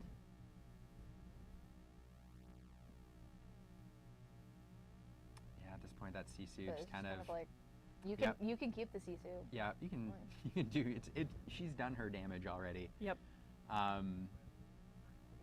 And Sarah all the way up to 13, threatening game, and that's going to be Big, it. yep.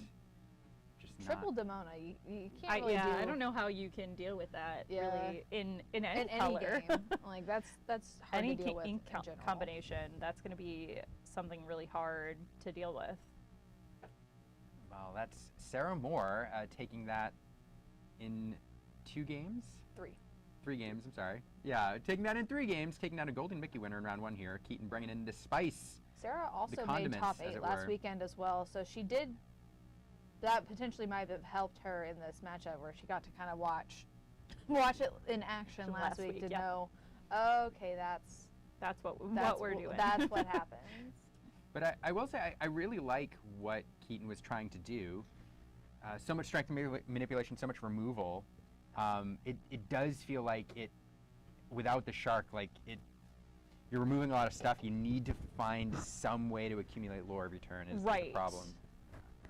And I think that shark allows you to do that, and it allows you to keep bringing back a lot of those actions that are helping you close out the game. Yeah, I imagine Blurple is probably not the best matchup for it. Probably feels a lot better into dogs. Yep. Nevertheless, glad to see him bring it in. So, a really fun first round. Absolutely. Super fun. Really excited to. I don't know. Just excited to be here watching Lorcana with a fantastic room. To orient you all to our space, we are in the booth here. Fantastic setup in the venue. We have production over here. Kirby Stewart there, the commissioner herself. Yes, the Diet Coke commissioner herself.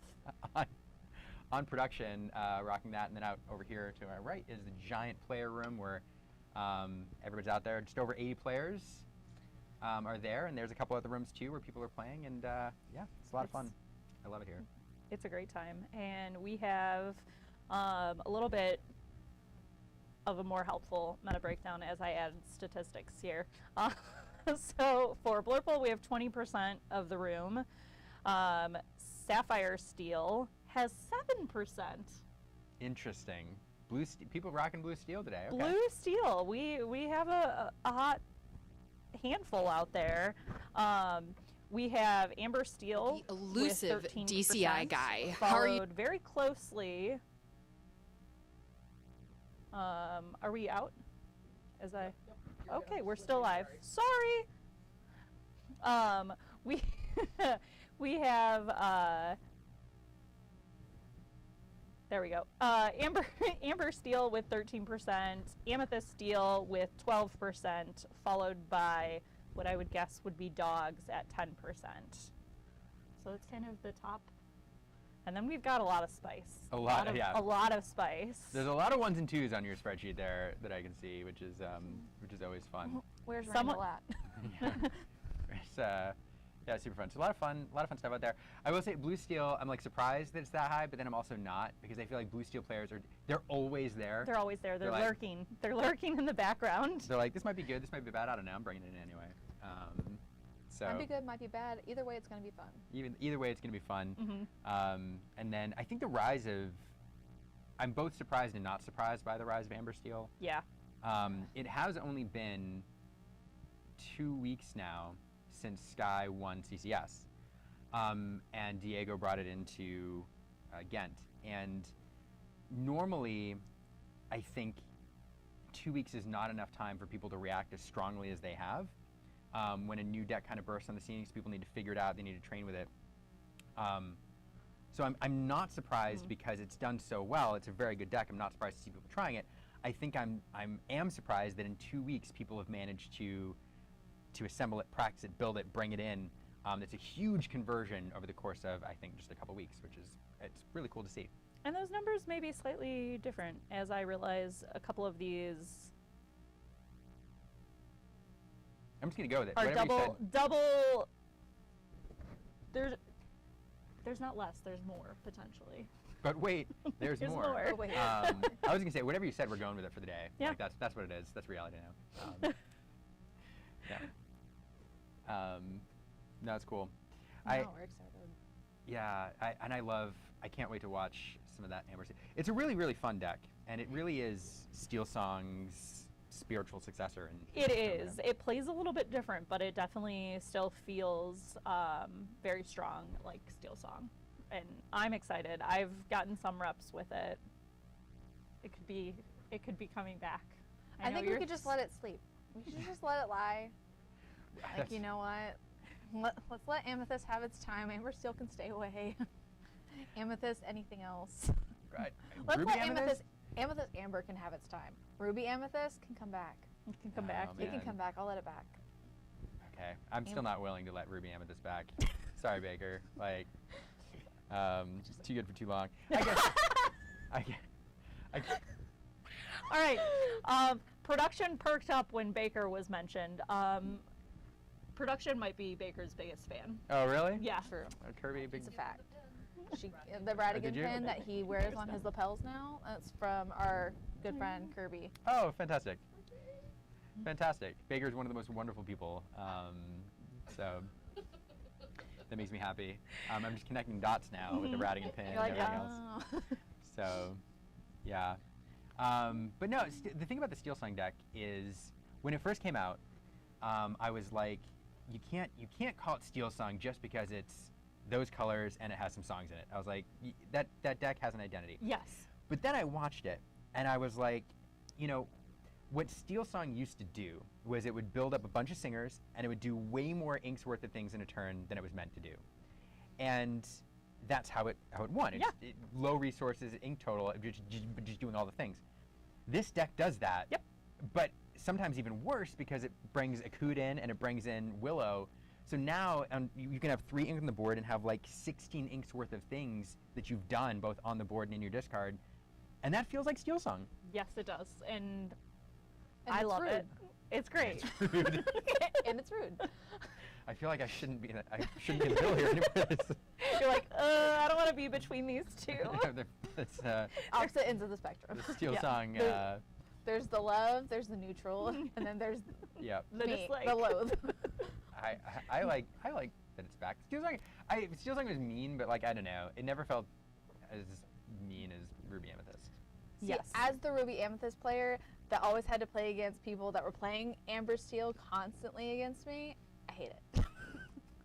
Okay. It wasn't a good matchup for me. I didn't like it. That's why I Sure. didn't like it, because I loved playing Ruby Amethyst, and the worst matchup for it at the time was Was. Amber Well, Steel. there is no Ruby Amethyst right now, so maybe you can. Actually, that's not true. Ruby Amethyst took out a tournament last weekend at PPG, and there's some Ruby Amethyst out there, so it's there. It's But, there. I was gonna say maybe you could give Steel Song. It's not Ursula. Yeah, that's true. Maybe it's like, see, here's the thing, like Ruby Amethyst could get a bonkers card next set, and it's back. So like, let Steel Song have just a couple weeks. Yeah, just a couple weeks. No. No. No, Okay. yeah. It can have the week after set jams. Okay. Well, I think we are going to take a quick break here and get set up for round 2, and we will be back at you shortly.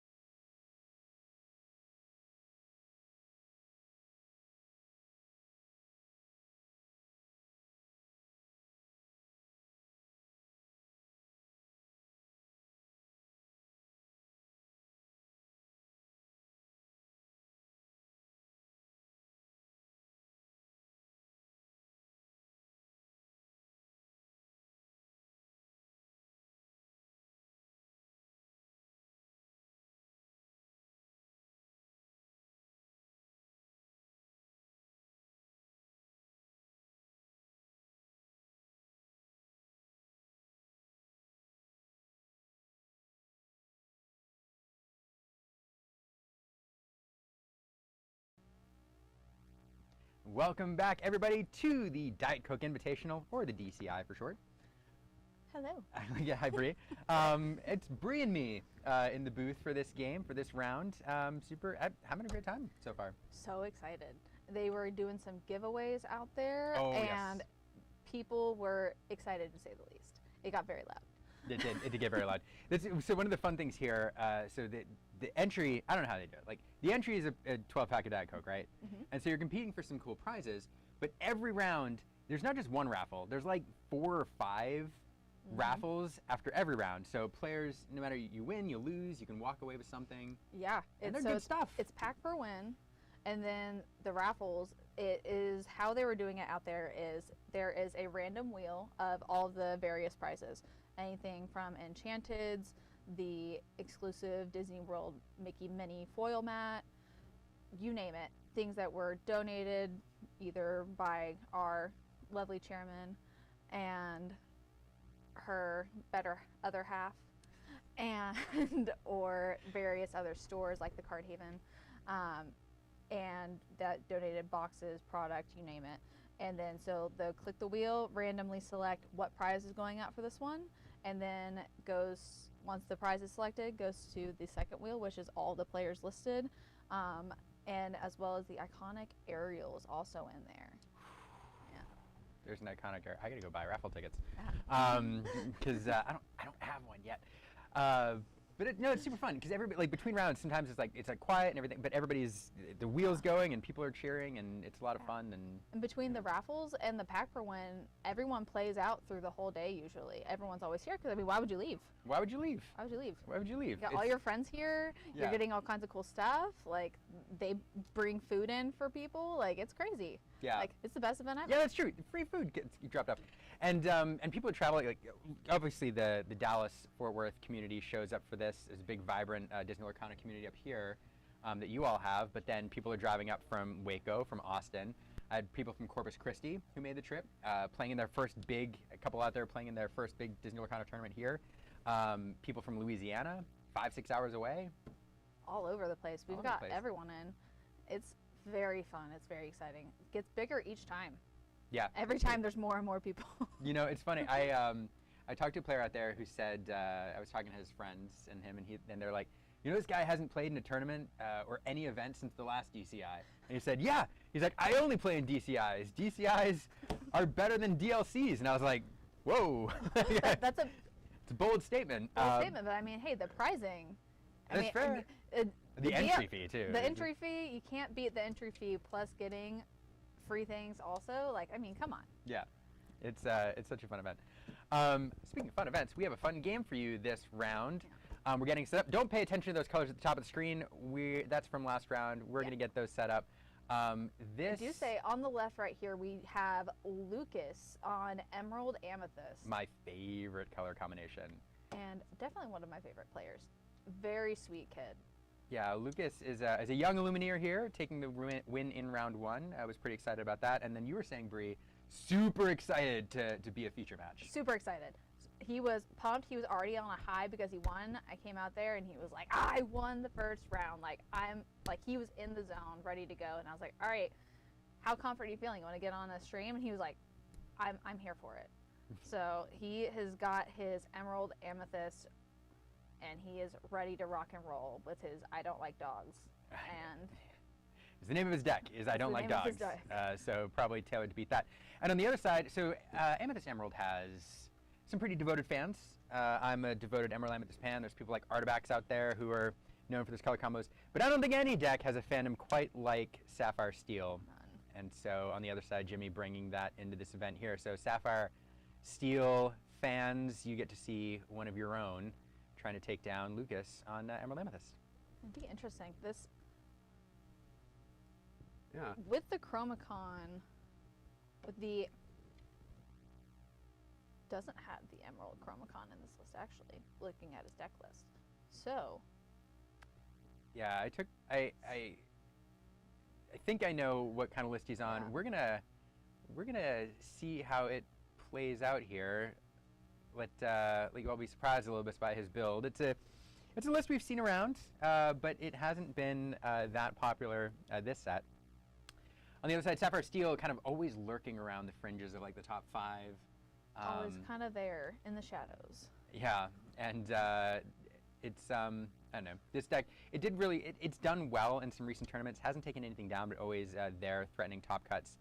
As we get started here, Lucas turn 1 inking Honeymarin into a baby Pegasus there. That little evasive character that was popular for a while. Lucas wheeling him out here again. There is a lot of one-cost characters in this build. This deck, yeah. So the thing about Emerald Amethyst, there's a number of different builds. It can run really low to the ground. And here we're seeing this Christopher Robin here. It does have the underdog ability, but here, since Lucas was on the play, will be played for full cost. So that Pegasus also going in a quest. Evasive, tricky to deal with. And Jimmy now, we are on the ramp turn. It looks like a Tipo heading in, which always means probably another Tipo kicking around. There is. And Inking a card. sending another card to the inkwell there. And so this deck, so he's clearly on script here so far. The Amethyst Steel deck we all know likes to do the double ramp thing. It wants to hit a Cinderella on turn 4 if it can, doing the 2-4-6. It has another way to do it though, sometimes working in Pleekly, and I do see one in Jimmy's hand. So it definitely has that double ramp to get into that where this deck wants to be. It's the big end game characters. And there's a couple. Oh goodness gracious! An Amethyst. Amethyst Chromacon. Yes. Each player may draw a card. Now this card has seen some competitive play. It sees most of its play though in this color pairing in the burn variant of this deck, and that's what I think we're seeing here, Bree. And we got Miko out, and at the end of your turn, if this character is exerted, choose and discard a card, or you have to banish him. And Lucas getting it's always the complimentary card read where the opponent says, I haven't seen that before, let me check what that does. So it is a 1-cost, uninkable 1/1 that quests for 2, and he's evasive, so it's pretty good. The downside being, of course, you have to discard a card if you've used him that turn. Yeah. But the Chromacon will help with that. So this clearly seems to be a very, very aggressive deck, and Lucas wants to close this out fast. Yeah. And definitely because we're already at 4 ink on Jimmy's side, and we can see that big tink in hand, which will hurt pretty bad on the left side once we hit that 6 ink. But maybe he can go out, have enough in hand where play it once and then just build up and hopefully get there. Yeah, and that's it's that Scrooge. That's that Shush agent. It's another 2 lore quester who gets banished when he's challenged. So pops on the board, does his thing. You challenge him, he goes back to hand, comes back out. And another Christopher Robin. Oh, we're just going wide here, dumping all of this lore on the board. 1, 2, 3, 4, 5, 6, 7, 8, 9 lore on the board. This is incredibly aggressive. 3, 4, 5. We will be at 6 ink though for that big tink to come down. That coming down alone is going to at least get rid of the Miko and the Pegasus.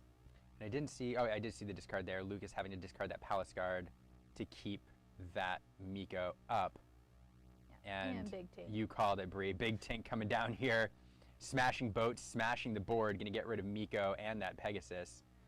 Putting 1 damage on everything else, although we do have that Pleekly now, having ramped with that T-Boat that can take care of this Christopher Robin, and that's what's going to happen.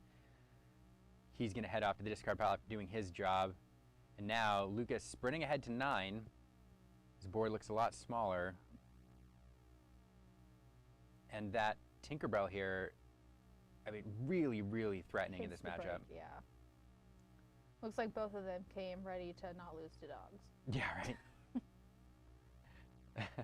Another Amethyst Chromacon.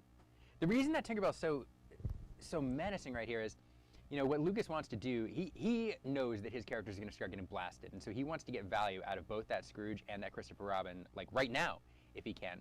But that Tinkerbell enables him to not only challenge into those characters on the board, but then blast something else that's sitting on the board, like that Diablo there, which is a really tempting target, with the 2 damage she deals upon banishing a character. So Lucas not able to do his like plan B here, which is once the board is almost cleared, You know, establish a character, have it hang out for a turn, quest with it, it gets banished, fine. But I will say, Bree, these burn decks tend to run a significant number of reach cards like Gathering Knowledge and Wisdom and things like that. So the longer this game goes now, Lucas just has to, he's going to be drawing 3 cards a turn with those Chromacons, and now just needs to find some of those reach cards, and it could be over. It's like we're playing.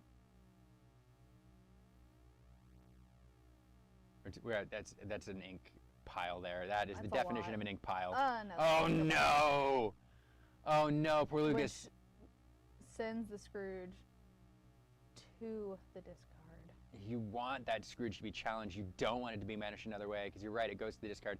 He will get a card off the Diablo. But here, like, Lucas, I feel like, is not in a terrible spot for where he wants to be. The downside of him, those Tinkerbells represent 4 lore each. So Jimmy able to start turning on the gas here and trying to close this game out. The thing is, for Lucas, he's drawing 3 cards a turn, and just needs to find... So is Jimmy. That's 'Cause true. At least Amethyst Chromacon is going to give both of them cards. That's true. That's true. And for Lucas, the benefit is there's a lot of low-cost cards like Gathering Knowledge and Wisdom, cards with reach that he's looking to close this out. In this case, not finding those, finding a Little John, Camp Cook, and a Pegasus, gift for Hercules. Yeah, which at this point, just keep them readied and just... I'm going to just have enough things out that I can just quest.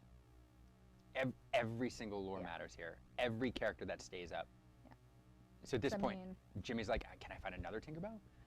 Goliath, though, heading into the discard.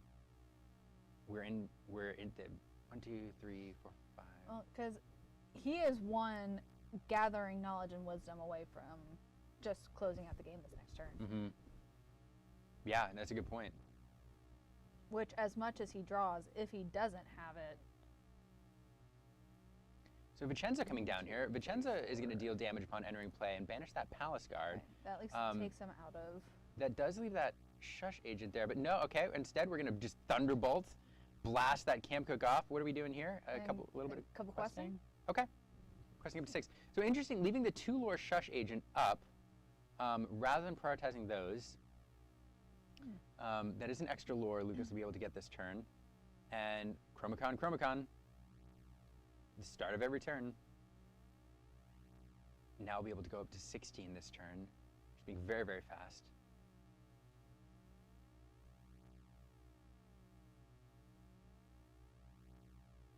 Okay, they never come back being played here. So both those Tinkerbells being chosen will be stuck. They will be exerted at the start of the next turn. Now, oftentimes that card is used to banish illusions.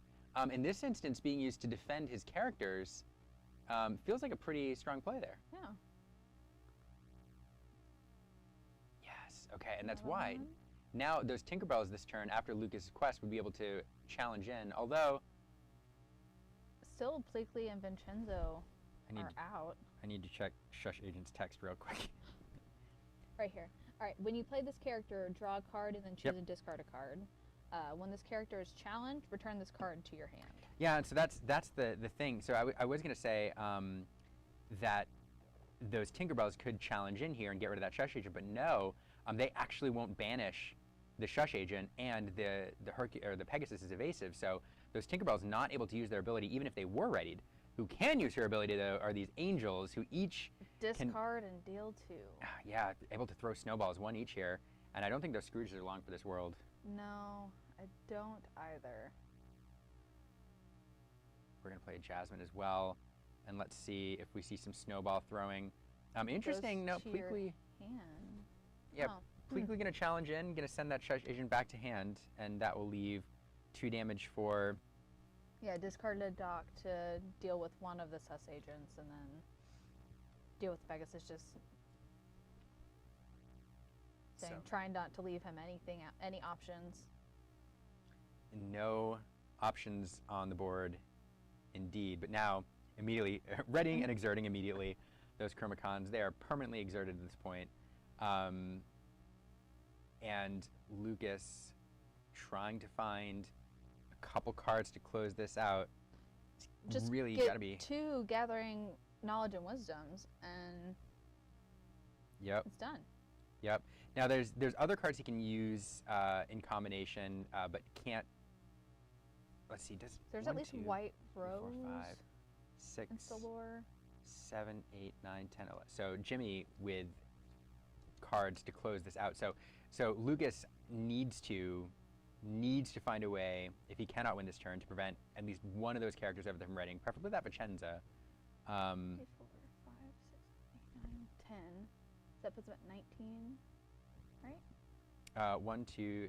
Vicenza has 3. So 1, 2, Oh, 3, three, 4, yeah. 5, 6, 7, 8, 9, 10, 11. Trying to see it on the screen. I'm like, Yeah. Vicenza pretty mean. Oh, so there's 2 lore right there with the Honeymarons, but that's not gonna do it. And now it looks like Jimmy, with everything he needs to close this out, Lucas all the way at 18, I think is just not, he's gonna end just short here. Oh my goodness. Yep. Oh, and that's game 1. A handshake from Jimmy there. Well fought. Lucas all the way up to 18 with his burn it's deck. right there. It's right there. Right there. And I think Bree, like, definitely on. Oh, look at. Oh, Oh my goodness, they're all down there. no. He takes a look. That's why sometimes you look and sometimes you don't want to look. Look at them all. Lucas saying, "Where are they? They're all on the bottom of the deck, aren't they?" That's what you always say, right? Yeah. They're all on the bottom of the deck. Or it's always the next card. It's always the next. That's right. It's either the next card or they're the bottom. They're all on the bottom of the deck, like all of them. Like they were just all right there. He was like, ugh. Oh man. Probably checked his deck to make sure his deck was right before he got on the camera and was like, Yeah. oh no. Yeah. Doing a quick deck check and they're all down there. So. So I will say, I think he was generally executed his game plan pretty well. Yeah. Tinkerbells were an unfortunate thing to run into, but going wide, finding some of that removal. One card you see this deck run oftentimes is the Enigmatic Inkcaster, though, which if you get them out early, really allows you to close out the game. Because paired with the Amethyst Chromacon, you're drawing 2 cards a turn, therefore you can play 2 cards every turn, therefore you're gaining a lore of your turn. And yeah. Yeah, and I guess like in this matchup, you could look for like maybe the Wasabi to be able to come in and remove it, but there's really not a whole lot of item removal. No, that's a great point. Like people, you started to see some to deal. It's funny. Like you started to see some to deal with like the Emerald Chromacons, Yeah. and every time another item like gets hit by item removal, It's I'm like, oh wait, what? yeah, I feel like it's like that's only for that card. yeah, it's like what did I? You didn't put that in there for the Junior Woodchuck's Guidebook. You put that wasabi in for the Emerald Chromacon. You know. Like, come on. Yeah, I saw a Black Cauldron get hit once recently, and it had a Hades in it and a Cinderella, and it got hit by item removal, and I was like, that I wasn't in there for the Black Cauldron. Like you did That's not not put right. Yeah. Hold on. Black Cauldron catching strays for the Not fair. Emerald Chromacon sins. Making it everyone else's problem. Yep. Yep. That's pretty funny. But yeah, I liked that game from both players there. Jimmy working in the Pleakley ramp to get to that Tinkerbell that Tinkerbell's out 1 turn later, and Yeah. that game's over. And Lucas getting those I was like, Amethyst if Chromacons he rocking. hadn't found, he found 2 of them too. So it was like, if he had found the first one a turn later, or if he just hadn't found the second one, he probably could have closed it out. So it's Yeah. interesting to see what happens this next game. And that's the thing. This burn deck runs so low to the ground that if you're doing a decent job altering and sending away, I mean, of course you want to send away your white roses, anything 3 cost or more, gone. But it runs so low to the ground that you generally are going to finish every game at like 17, 18, 19 lore. And so your opponent has to find just enough removal. And here we go, talking about low to the ground, it's the Cursed Merfolk on turn 1. One of my favorite cards in the game. I love I'm not gonna lie. I love that card. It's a mean card. It's so much fun to play. Cursed Merfolk again, of course, as when it is challenged, your opponent has to discard a card. That's the cost of dealing with it. It doesn't hit back very hard, but it does hit your hand. Speaking of hand, Mulan coming in here, drawing a card, discarding a card, getting rid of, is that a early dock? Doc, yeah. So probably 2 of them there. So let's see if we'll see another 2 lore. It is that Christopher Robin being played at full cost here. Lucas being on the play, and we are going to see the quest for 2. And Jimmy will be able to crack back, but we'll have to discard a card in the process, which feels better on the draw than it does when you're on the play. Yeah. But This is the ramp turn. Does he have it? Looks like we have some sails in there. Looks like three Do or we have three four? sail? Like, looks like we still have 3 sail in hand, and then he just inked one. that's so funny. Like, did we literally have all of them? Maybe. Go ahead and ink that Jasmine. And there it is. That Mulan gonna crack in there. Merfolk represent 2 lore turns. So Lucas, them doing their job, getting lore, and we're gonna hit Jimmy's hand here. Jimmy thinking about it. Oh, I think there's a Hades there. Hades, which I mean, against this burn deck, I don't think you're gonna. Yeah, it's just by the time you that's get coming there, down, you're gonna want to get rid of more than just one. Yeah, I think that's right. And uninkable really restricts your options. So let's see if Lucas has some more gas here. We're seeing one. Okay, it's Bobby Zamoruski. Draw a card, discard a card. Yeah. I think there was a Honey Marin he drew to keep hand. going wide. I think we're gonna discard. Okay. Okay. Oh. It feels bad to get rid of But those. it's pretty early. Yeah. At this point in the game, like you can't take a turn off to play them, and because they're uninkable, they're just gonna sit in your hand. So Lucas discarding it in favor of something he can ink or he can play. But what it does mean is later on, as we're looking to find those, we know there's one less in the deck for him to get to. Mulan is gonna do a little questing here, and Pleakley coming in, gonna send Mulan to the Inkwell. I guess the good news for Lucas is we don't already see a Tinkerbell in hand, so maybe it's not going to come down immediately. Maybe, like hopefully for Lucas. And just show me more. Both players draw 3 cards. And Lucas says, show me more cards. And that's one thing that this burn deck has always done, is said, you get cards, I get cards, because my cards are cheap, and I can play a lot of them in a turn, and your cards are expensive, and you can play one of them a turn. Yeah. And now dropping an enigmatic Inkcaster out, Lucas giving him the courtesy read again. This card says when you exert it, you can gain a lore if you've played, is it 2 or more cards this turn? 2 or more cards this turn. 2 or more cards this turn. Yeah. And so immediately using it there to draw a lore, and that is one of the key cogs in the machine of this deck. Once it gets established, it basically turns on a clock, because it's almost a guarantee you'll be able to play 2 cards a turn in Lucas's deck. And so every single turn that enigmatic Inkcaster is going to gain a lore. Oh, yeah. Every single turn. If Jimmy has a Wasabi in this deck, which I think he does. He does not. He does not. Never mind. I checked, I'm gonna find and it. I triple checked. I was like, oh no. And the Tinkerbell feels good. You want to get that down to do some wide removal. Yeah. And speaking of removal, Pleakley going to crack in here, take care of that Christopher Robin. But that still leaves 3 lore on the board, +1 with that enigmatic Inkcaster. Lucas is doing the thing. He's going. He's off to the races. He's already at 10. Ideally 11 with the Inkcaster coming down. And just if you're just joining us, if you didn't catch the start of the match, Lucas is one of our younger Illumineers here today.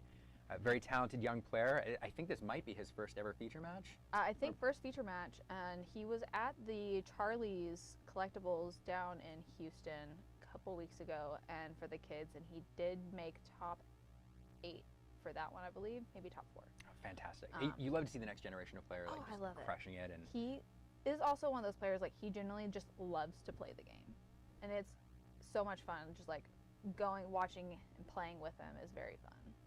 Awesome. That's awesome. And here he is going toe-to-toe with some very, very talented players here, so you love to see it. And going wide again is going to ink an I'm Stuck. It is an interesting ink decision. At this point in the game, you do have enough ink with 4 to do a lot of the things you want to do. I'm Stuck, probably not a super impactful card here, so choosing to stick that in the inkwell. Another Tinkerbell. Rather than play it. And Jimmy, for the second game in a row, he's found 2 Tinkerbells. Lucas will get a card off that Diablo. Again, that second card will enable him to fuel that enigmatic Inkcaster. And Jimmy now challenging into the Christopher Robin, so managing to clear the board completely. And so now Jimmy is in the driver's seat, but Lucas is still at 14 lore with that Inkcaster out. And as much ink as he has, probably going to go to 15 at least this turn. Yeah, Jimmy needs to start closing this thing out quickly. Lucas, every time Lucas finds, we refer to them as burn cards. That comes from, like, there's a lot of games that use that term, but we use that card to refer to instant lore gain, where you don't have to quest. So looking for like the Honeymarons, looking for the White Roses, looking for the Gathering Knowledge and Wisdom, or actually in this instance, just any 2 cards he can play to use that Enigmatic Incaster. Thinking about this. Okay, they never come back being played. This is the second time we've seen that played. Both Pleakley and Tinkerbell will not ready, which in this instance feels really, really good because that slows down that race by a little bit. We're gonna ink the Honey Lemon, play Christopher Robin, and then use that Enigmatic Incaster. Oh. And again, inking a Honey Lemon here and being left with that excess ink.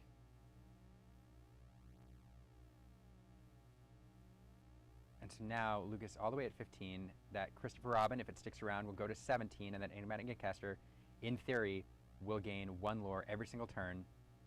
Jimmy got to remove. I will. Blast Vincenzo coming in here. It says, "Hey, look, I did 3 damage. It took me like what? No. 2 seconds. 1 tops." And No sending explosives. Christopher, sending Christopher Robin to this card pile, and that feels bad. The biggest problem with it though, like it blasts the Christopher Robin, but it's 3 lore. And Jimmy now knows he's in a race, and so that 3 lore. Jimmy's got 9 lore sitting on his side of the board right now. Oh, we're gonna draw another one. Now, honestly, I do feel like to close this out, we're going to need to find a Gathering Knowledge and Wisdom. That feels good. You're gaining 1. You're gaining 2. Enigmatic Incaster, another 1. Now we're at 18. We are Basically 1 top just deck away gonna from winning. Top decking or just hope that they survive. 6, 7, 8, Or 9 on the board. Really, you just need 1 to survive. That's true. One One Honeymaron and enough survives. cards in hand that you can play things, which it looks like he has plenty of. And besides, he has 2 Amethyst Chromacons. That's true. Yeah, I do think Lucas has this probably in the back. I think I see another Honeymaron in hand too, which is fascinating. Because Jimmy is 2 turns away from winning this. He has to race, but he has to find some removal. Okay, Steel Champion coming in. Oh, that is so good! Oh no! There's not much item hate in here, except Pluto says whenever you play another steel character, you may banish a chosen item. No. Getting rid of the Enigmatic Incaster, that feels really, really impactful here. I wonder if he had that in his hand very long, because that is such a blow. I feel like he had to have just drawn that. I feel like that would have hit way sooner. I think you're right. That Incaster has been carrying. I think you're right. Because it was also so quick of laying this card, get rid of that one right there. Yes, absolutely. And we are going to sing, he hurled his Thunderbolt to Teemo, along came Zeus onto that Honeymaron, and now left with 1 Honeymaron in play. That, will he be able to remove that too? Because that would make things like extra hard. No, just the quest. Okay. Gonna just start applying your own lore pressure. So Jimmy doing what he needs to do to keep Lucas winning what he has on board. Lucas doesn't have any insta-lore in hand or draw into, but there's a Honeymaron in hand. He does have it in hand. Lucas saying, please just let 1 thing remain. Just pass. 1. Any one of those things will do. And he has the Honeymaron, so he knows at this point, Lucas, that emotion you get when you know you've got the game, is going to draw. We'll see if we even play this out or just slam that Honeymaron on the board. Oh, we drew a White Rose for good measure. I can win this 3 ways here, and let's see if we are demonstrating. Yeah, there's the Honeymaron and the handshake. So we will go to game 3. Woo! Well, it did all the things it was supposed to do. It did, and so demonstrating the power of the Incaster, like without the Enigmatic Incaster, it was Lucas stalls out there again at 18 lore. Yeah. And every time Jimmy had turned the corner, has all the lore on board, that Incaster does so much work. So much work. That for sure carried it. That's why it was that instant. Get rid of it. No. Yeah, enigmatic. It's like every time you're playing a game, there's like a card that stands out from it. For him, it's the Incaster. The last game, it was the Nala. Was that the one that was? No, Sarabi. Yeah. Yeah. The last game was the Sarabi. This one, it's the Incaster. The Incaster. Yeah, doing work in this deck, and it's always been designed to leverage that Incaster, and you can see when you get the Chromacon and the Incaster going at the same time, things they really click. This is a fun burn deck, though. I love I'm going to go fast, and you can either stop me or you can't. Yep. I like it. It's fun. Like the problem with a lot of the hyper, like what we call hyper aggro decks that just like go, because we used to see them in like amber, Amethyst, yeah. and then there were some emerald steel versions, but you need a phase 2, because there are no decks in Disney Lorcana we've ever seen in the competitive meta that can win the game before your opponent finds the removal answers that they need to just stop you. Yeah. And so you need a phase 2, and this deck's phase 2 is those burn cards mixed with that enigmatic Incaster, and you can see that I think if you're playing this deck, you know your opponent's going to clear your board at some point. Yeah. You just plan on it. You just need to have enough to be able to draw back up to reestablish as quickly as possible after it's cleared. Yeah. So you need to find the Amethyst Chronicons, the Show Me Mores, things like that, to keep fueling you. The other card that's been sneakily impressive in this deck so far, though, is the Show Me, or They Never Come Back. Yeah. The up to 2 chosen characters can't ready at the start of their turn, at the start of their next turn, and then you also get to draw a card. Yeah. Both times it's been used, I've been like, oh, Yeah. that's pretty good. Yeah, right that's the perfect answer for the big tank when those are down. It's like, okay, like I'm gonna turn stuff sideways, but you're not gonna be able to use her effect. Yeah. Yet. Well, and the other thing, it pairs really well with the enigmatic Incaster, because if you happen to be in top deck mode, you can play that card, you draw a card into a card you can immediately play, so you're always going to get the 2 cards out of it, as long as you have the ink, and that's sometimes what you're doing is you've got the Incaster out and you're like, I just need 2 cards. I just need another card to play. Yeah. Just give me something I can put on the board, which Yeah. as low as this runs to the ground, you really, as long as he has 4 ink, he's coasting. Yep. Yeah, that's true. The problem here for him, though, is now he has to do that on the draw, and that feels so much worse.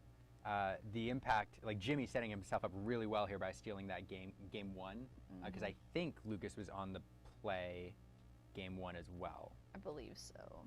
So Jimmy, I think, probably feeling okay about his position here.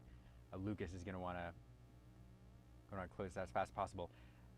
But now Jimmy also knows I gotta find Tinkerbell. Yeah, I need a Tinkerbell.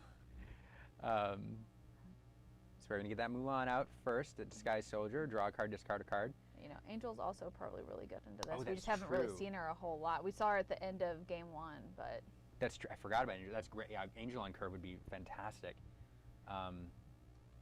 Now Lucas and I'm stuck heading to the Inkwell here. Will we see an early Merfolk? maybe. The Merfolk actually, to me, feels really good, like really good on the draw. Yeah.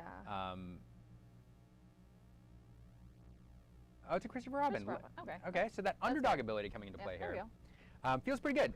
Its stat line is very good at 1/3 for turn 1. Won't be susceptible to that Mulan, so liable to get a couple quests out of it. And that underdog ability, yeah, really strong here. Another Mulan goes down. Exert your ring, Jimmy. And we're going to ink that Angel there. So that we are hitting the ramp. Yeah. But the other thing to note, this deck wants to double ramp. Last couple games, we've seen the Pleakley hit this next turn to ink the Mulan. We'll see if we have that Pleakley or the Cinderella, because being 1 turn slower getting that Tinkerbell feels pretty bad. There is a Cinderella in hand. Oh, okay. I did see a Cinderella. So now, Christopher Robin being played for full retail cost, we will get a quest out of that Christopher Robin, and that stat line may really come into play here, because if Jimmy does take a turn off, we could just play a Playing dock out for with turn. no effect. Huh. Getting a character on board here, we can do a little bit of challenging with it. It is interesting if there's a Cinderella in hand, not seeing the Cinderella this turn. Well, Cinderella costs 4. It looks like he's only at 3. Maybe he doesn't have another inkable. If he has no other inkable, that's really interesting, because he ramped last turn. He should be able to play, but It looks like he might just be stuck with all uninkables in hand. that would feel There's so. Hades, Cinderella, another dock, Oh no! and I can't see that last card, but Oh, I'm assuming no. it's looking like he is stuck on all uninkables in hand. You know, you must be right, Bree, because especially if he has a Cinderella in hand, I see it there. drawing into probably that other dock. He's like, oh no! Oh no! We see the pause, just 4 uninkables in hand. Oh, this feels really. You don't see this too often in Disney Lorcana, where you that just have hurts. a non-game, The but cards here. are just not in your favor at that point. He's showing whoever's next to him, like, yeah, I can't. Yeah, what are you gonna Literally do? can't He's play. showing the camera now. He's like, Yeah, look, he's like, is yeah, that 2 three? Cinderellas, 2 Hades, and it looks like a. Is that Angel? I'm no, not Angel's sure. inkable. At this Something point, else uninkable. you know, there's that's a in world in steel. which if I have, well, no, you can't discard your hand for the dock because He's got 2 ink casters out any as inkable. well. 2 enigmatic ink casters out, and Lucas is all the way up to 16, just running away with this. That feels so bad. If you're, oh, there's the Cinderella. He's like, this is what I wanted to do ages ago, and Yeah, having to ink that Pluto, which is your really only answer to any sort of item. yeah, He's got 2 of them out. yeah, So that's 2 lore essentially every turn. yep. And at this point, that is game on board here. You know, we are going to execute Cinderella's effect here, but there's just nothing to be done.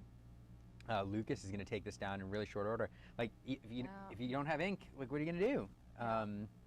There's one. There's another one. Gain the 2. Yep. Yep, and that's wow. That's not even. He's like, look, what am I supposed to do? And you know, I do have his list up here. It looks like he 8. hurled his Thunderbolt. Looks like that 4th card. 12, 16. I mean, you're running 16 uninkables. That's not, you know, a super small number. No. But it's so frustrating because in this scenario for him, 1 inkable card and he can play that Cinderella, start cycling sand. He's in the game. Just 1 inkable. Yep.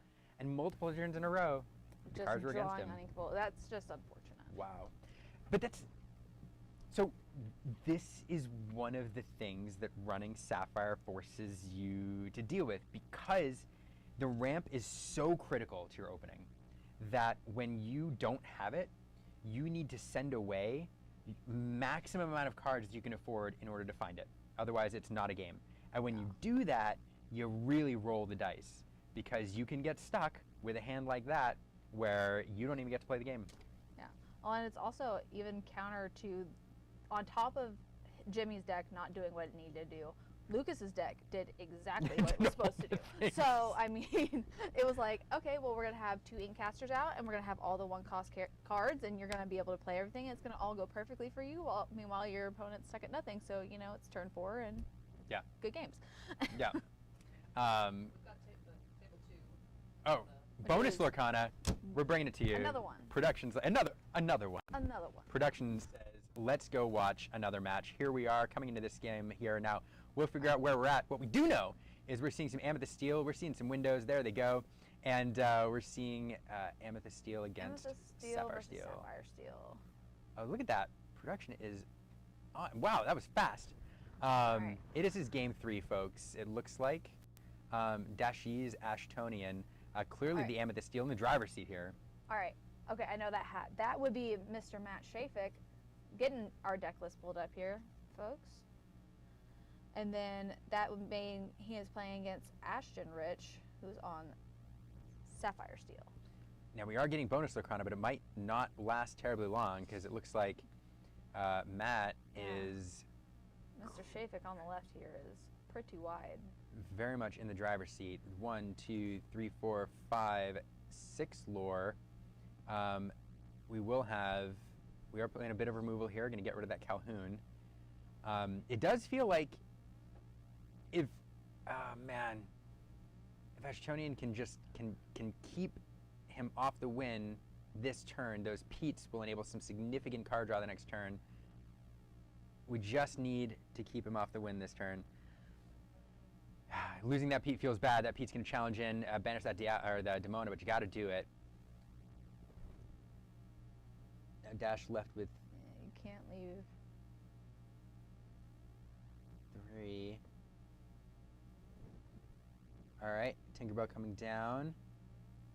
Going to banish the Hades, and now we're going to apply that damage. And the sequencing very important here because we can blast this Olaf here, but Ashtonian very careful to get rid of that Demona, which could have been bounced back to hand for some benefit. So, I'm going to banish that Olaf. Dash saying, I'm good with the Lexington. We'll leave him there. Yeah. Like, he can just kind of hang out. And that was a we came into this thing and that board was so wide. And now we opened it up. It was very scary. I was like, oh gosh, everything is happening. I also like the dueling champion playmats, by the way. Yeah. Staring at each I'm other. the Stitch champion. Well, I'm the Daisy champion. I do like the Stitch playmat is a way to say, like, is to show people I've been playing the game a long time. Oh yeah. You know, I'm one of the OGs. And now Strength of Virtue Fire coming down 2 damage to that Tinkerbell. It's not much, but it'll do it. Just enough. And Ashtonian just trying to hold on to this game here.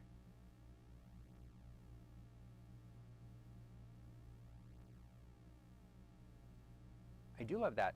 I do love that the think about it moment. I do that with emails sometimes. We're like, all right, double check, triple check. Do you want to send this? Yeah. But yeah, I'm gonna wait. I'm gonna double check, triple check, and then I'm gonna send it over. Yeah. Let's see. Plenty of ink to deal with here. That Pete feels pretty good. Pete, a card which boosts for 1, allows you to look at a card on top of your library for every card under him, and then you get to draw one of those cards. Yeah. Looks like he's not boosted yet, but there is plenty of ink to do the boosting. At the very least, he replaces himself, which is pretty good. Let It Go coming out here, sending Oh. that Demona away. That feels Hard really cast. good. Yeah, it's interesting.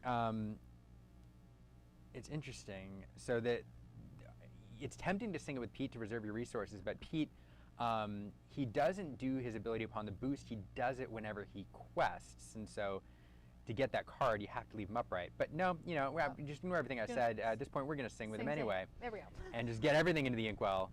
And now left with that 1 Pete standing. This feels like a pretty good. If Ashtonian can pull this out from the game state that we saw when we came in, I feel like it's pretty good. Crazy. Yeah, we came in and looked like it was almost over. Dire. Things look dire. Was not looking good. And then all of a sudden it's like, oh, hey, they turned the cameras on. Oh, let's start the show. Yep. Okay. Now time to get going. Looks like we have 3 cards in hand on Shafik's side. Yeah, we do have that Hades looking for a deal. Going to offer a deal here. This is so tough. And it looks like he's going to give 2. Let him draw. Ashtonian knows that gives him some significant card draw, and that 2 cards feels pretty good for Dash, because the way that this deck wins, I think, in this scenario when you're against a Sapphire deck with all the spot removal is you go wide. You want to drop 2-3 characters on the board a turn. That's one of them. Genie, is it Genius Researcher? Something Researcher. Another boost 1 character that gets 1 lore for every card under him, and so he can really accelerate quickly. Yeah, the Magical Researcher. Magical Researcher. Oh, thank you. Something Researcher. He's a researcher. He's got a book, glasses on his nose. Again, as we talked about first round, the Ravensburger team teaching us about the power of reading here. Yeah. All the Read books, it's not good. so subtle. Yeah. Bell's Library, it's good. Genie Magic Researcher, it's good. Yeah, Ashtonian. It's like they send the notes to the artists. By the way, Yep. this card's going to be good, so you have to incorporate a book somehow. Yeah, must have book. Must have book. Must have book in this card. So now that Genie can really, really run away with things. It's really great. Like, you're questing with him usually, because you don't often play him on curve. It means you're questing with him for 3 the first time he quests usually, which is bonkers. Speaking of questing here, Pete will enable a little bit of developing your brain, basically allowing him to look at the top 2, keep 1. I think that's a Let It Go. Yeah. So that'd be the 3rd one that we've seen. I don't know if he's had any before that because we were watching, but at least 3 of them. And it feels pretty good, because you need to answer that Genie, I think. Yeah. And looking at his list, that's the only Genie he has. Interesting. It's just a 1 of there. Yeah, it's just a 1 of. Interesting. So here we will have the Let It Go, send it to this card pile, or sorry, to the inkwell. That boosted card will follow. We are going to take a look. I think it was an Angel. So that goes to the bottom there. Now I don't know if you get to look, actually. I don't know either. Interestingly enough. Because the Inkwell's a hidden zone, and because you can't look at the boosted cards underneath, because it goes straight to the Once Inkwell. hidden, I think it's supposed to just slide straight Yeah, down. I think it's supposed to slide straight down. It's an interesting note. I'll have to ask my judge friends about that. Twitch chat knows. Let me know, Twitch chat. Yeah. But I think that's one of those scenarios where you just Yeah, you I think don't get to know. technically, I think it's like one of those things where it's like locals, they're like, I don't care, but technically, I don't think you're supposed to. Yeah. For tournaments. Yeah, I'm not sake. not positive, but I think that's the case. So now Dash just needs to establish just a couple things here. He does have the Hades to quest this turn. It'll go to 16. The saving grace for him. I mean, Ashtonian's at 3. It's a long, it's a tough hill to climb. The thing is, too, is you might not want to quest with the Hades quite yet, because that Pete he could just send the Pete into it. The Pete will still be there to keep causing mayhem. That's true.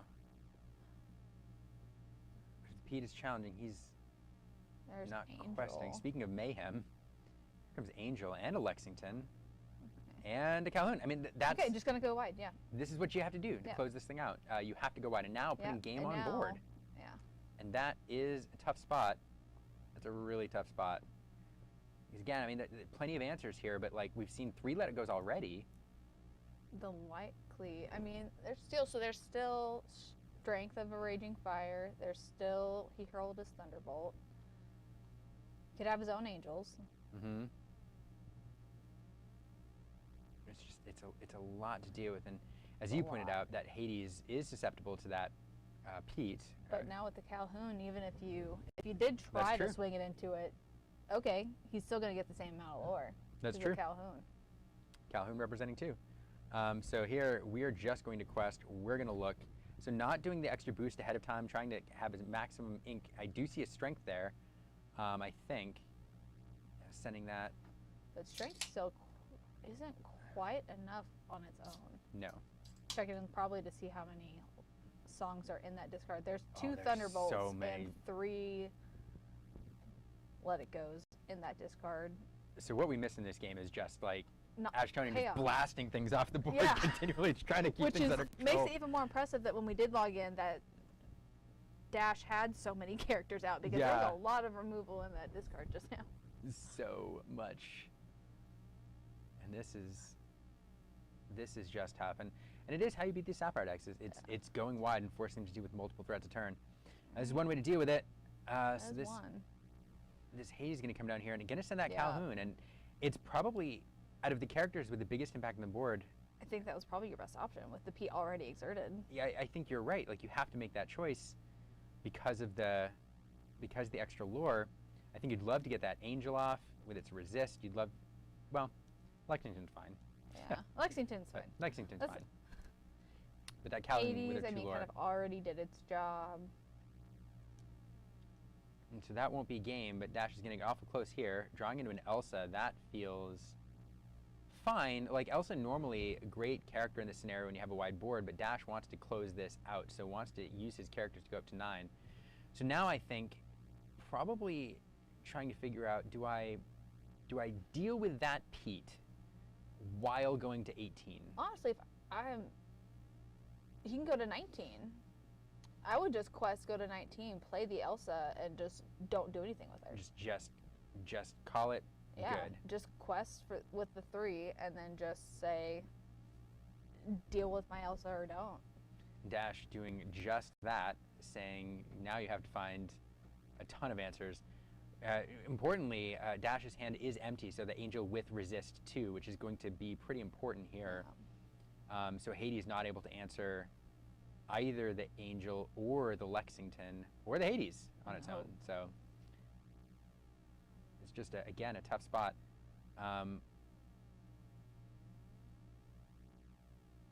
Just looking at options here. I just can't think of what would do it. Hades can't swing into anything. I mean, if you can draw that 4th, let it go. He could sing, Yeah, that's true. but It's just it doesn't feel enough. a lot. And there's just not enough If you characters have in an the Angel, deal 2 to discard to deal 2, use the Hades to finish it off, use Pete to swing into something else. Yeah, at this point, but I then think still I think the game is see how much I can remove before losing the game, Yeah. potentially. But definitely looking for I options. was like, I mean, the Angel and the Hades are gonna have to go together to deal with something. So with that 2 damage now, Hades can deal with the Lexington. Yeah. And that's what we'll do. Yeah. Now Pete, He can finish off the Angel or the Hades, either one. Because Angel has a resist, but Pete's 5. But then you would still have either the Hades or the Angel, whichever one you don't deal with, and the Elsa. yeah. Yeah, it's a tough spot, and you'd love to look for answers with that, Pete, but it's, do I roll the dice and try to find some other form of removal, or do I just crack in? I don't think there's another removal he has that you can deal with 2 characters. Nope. Unless there's a Sapphire Steel Raging Storm that I don't know about. Not that I'm aware of. That's fair. Who knows? Maybe there's a creative answer in here. Just take a Sharpie and it'll Yeah. make it steel. Just color the Yeah. color the board over the silver Sharpie. Now we've done that challenge, and Jasmine coming in. what's he doing? He's saying, "Look at the top of my deck. Let me know what's next. Don't tell me. I don't want to know."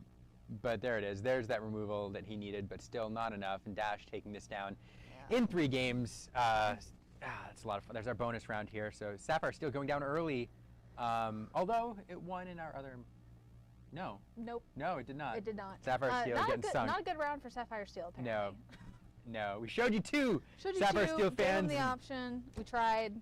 We're doing it. We're did our trying. We're trying. So don't yell at us later, Sapphire Steel folks. We're trying. Sapphire Steel community. There is 1 or 2 other people playing those same color pairings today. Maybe they survived. So, Maybe they it's survived. probably not the last we'll see of it today. Yeah, I hope not. I hope not, because it's different. It's fun. It's not dogs. It's not dogs. No offense, dogs fans. I love them in real life. Love A little dogs. tired of them in Lorcana. But a fun run nonetheless. So we do know one of our young Illumineers here taking down that first game with Yep. Emerald Amethyst. It's a lot Way of to fun. go, Lucas. Way to go, Lucas. As someone that has lost to Lucas on many occasions, I've been there. I get it. Been there. We've all been there. Anywhere around the DFW area's been there. Courtney's saying, been there off camera. So yeah, excited that you all got to see him perform here with that burn deck. I'm excited to see those colors here represented. I'm excited. It's a fun color combo. And I feel like that color combo, you kind of have like a few different variants of it that you can kind of play around that all kind of like can work. Like versus like, you have like your color pairings where it's like, it's going to be pretty much like you're going to know exactly what you're seeing. Mhm. You're going to know to expect your genies and your Demonas and your Dumbos. Yeah. Like, you know what to see. Versus Emerald Amethyst, it could be, you never know. It could be that same kind of build. It could be a discard. It could be anything, which makes it exciting. It's a great point, because that burn variant, because of how fast it is, it steals wins through surprise in tournaments like this. Because even when your opponent sits down, to your point, when they ink and play, unless there's a couple very specific cards that indicate that it's the burn variant. Like if a Honey Marin comes down, you're like, wait a second. Oh, okay. In the inkwell, you're like, okay. But like even a Cursed Merfolk on turn 1, you're like, okay, but it takes you a couple turns to realize that, oh, wait a second. Oh no. Oh no. I need a hard altar for like Oh no, some we're in removal danger. early. Yeah. Oh, I'm in danger. We're at 15 lore and it's turn 4. Yep. And so that game 1, oftentimes you can just win based on the element of surprise. So yeah, Lucas doing the thing. Doing the thing. This deck did exactly what it was supposed to do. Unfortunately for Jimmy, his did not. Game 3. Oh no, But- it did not. But You can't play without ink. it happens to everyone. It happens. Does. It does. That's part of the game is also the draw. That's why we play TCGs. You don't get it. and not chess. You don't need ink to move chess pieces. So there you go. That was a fun round. Bonus That was a fun Lorcana. round. So that's what you get here at the DCI. If round 1 goes quick, we're bringing you bonus Lorcana. So stick around all day. Do make sure you check out the Glimmer games as well. But you got 2 screens. You can have us both up, bounce back and forth. DCI is a lot of fun, and there's some great Lorcana going on out there. And Lots and lots. Now we get to, hopefully we'll get ready and have some more giveaways, some more raffles. Do you want to go? Should we go check on what's going on out there? Go check on some raffles. All right, we're going to check on some raffles. Hey, don't go anywhere. We'll be back very shortly. And I'm not going to be in the booth, so it's going to be better. So That's not true. see you all in a moment. It's going to be all up to me. It's going to be terrible.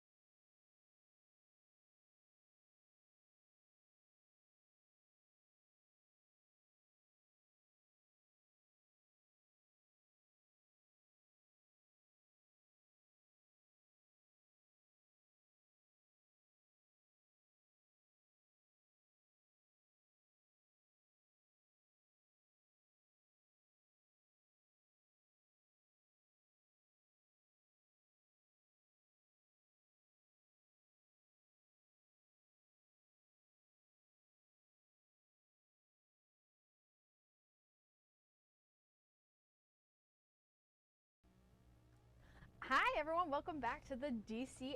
I am Bree, and I'm joined this round with my other half from Enchanted Chatter, Miss Courtney. Hello, everybody. I'm excited to be back on. We've got a good matchup here for round 3. Everybody's just getting sorted out right now, so we've got the lore tracker and round tracker being updated, and then we should be good to go. Ooh, somebody has that gorgeous Coming in flexing. Parks exclusive mat, and I am very jealous. Coming in with a flex. Actually, these are probably 2 of my favorite official Lorcana mats. The big Tink and Minnie and Mickey. Yeah, the giant Tink is my favorite, but I think it's just because the sentimental value from Yeah. set 1. But we got Heather on our left playing Ruby Amethyst still, and then we have Catherine on the right, and she'll be playing our Amethyst Amber. I believe, just based on the lore tracker, she goes by Katie. Katie? All right. So we'll Yeah, try to not use I have anyone's government's name. Sorry, government name here.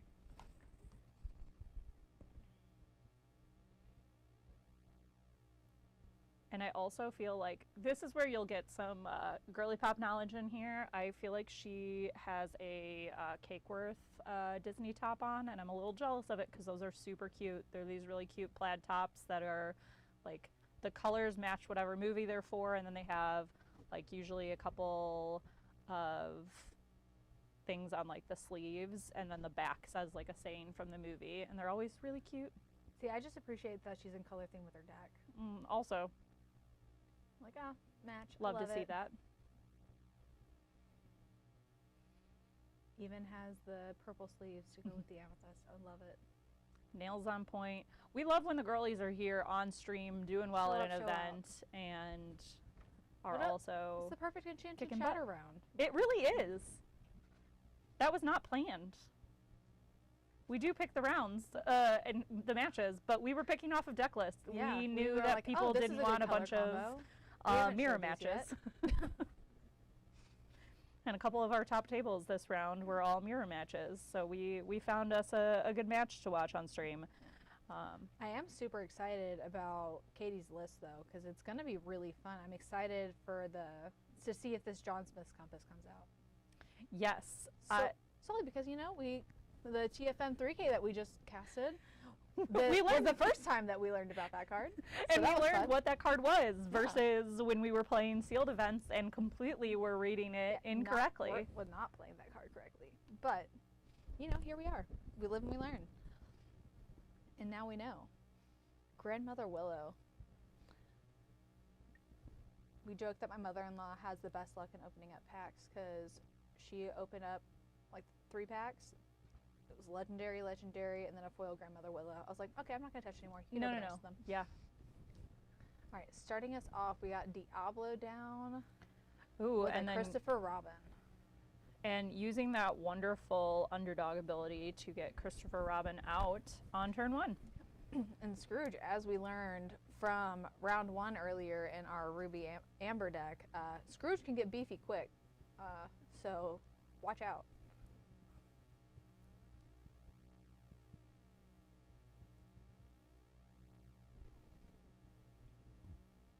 And here's that Willow coming down with the Daisy follow-up. And that feels very good. This is a strong board that Yeah. Katie is developing over there. But Scrooge Now- is kind of keeping everything in check. Agreed. Love a good Ruby Amethyst. As I was talking about the last round, I love playing Ruby Amethyst, so it may or may not have been why I encouraged us picking this game for round 3, but very fun. Yeah, this is a very fun deck list, and it is different than the deck list that we saw in round 1. So a little bit, I think, leaning more towards that traditional Ruby Amethyst style play and beautiful. less of an action-heavy build. Yeah, you've only got 2 items, and then obviously the library, because book's good. It's the theme of the day. And we've got a second Grandmother Willow coming out here.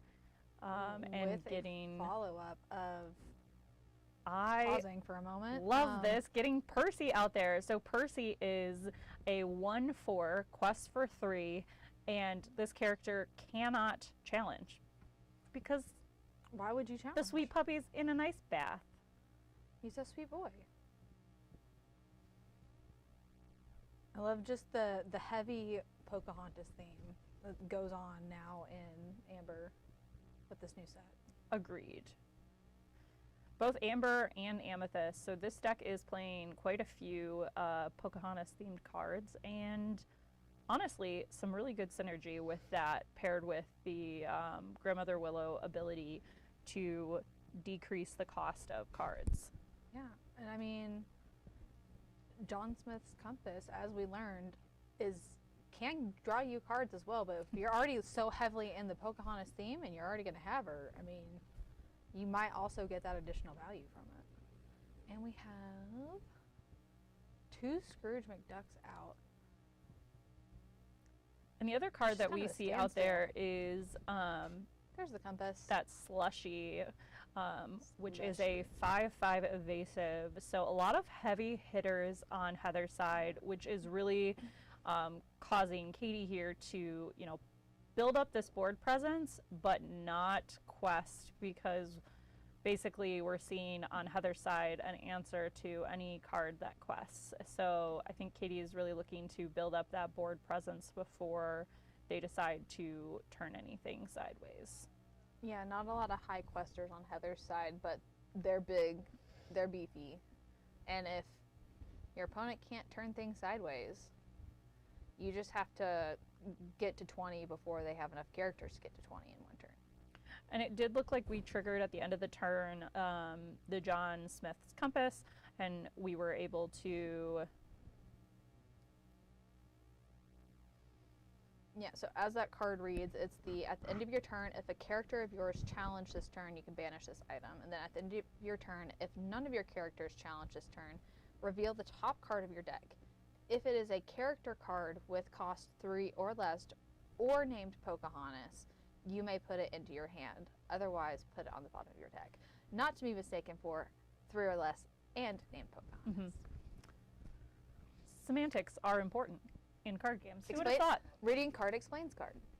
Reading good.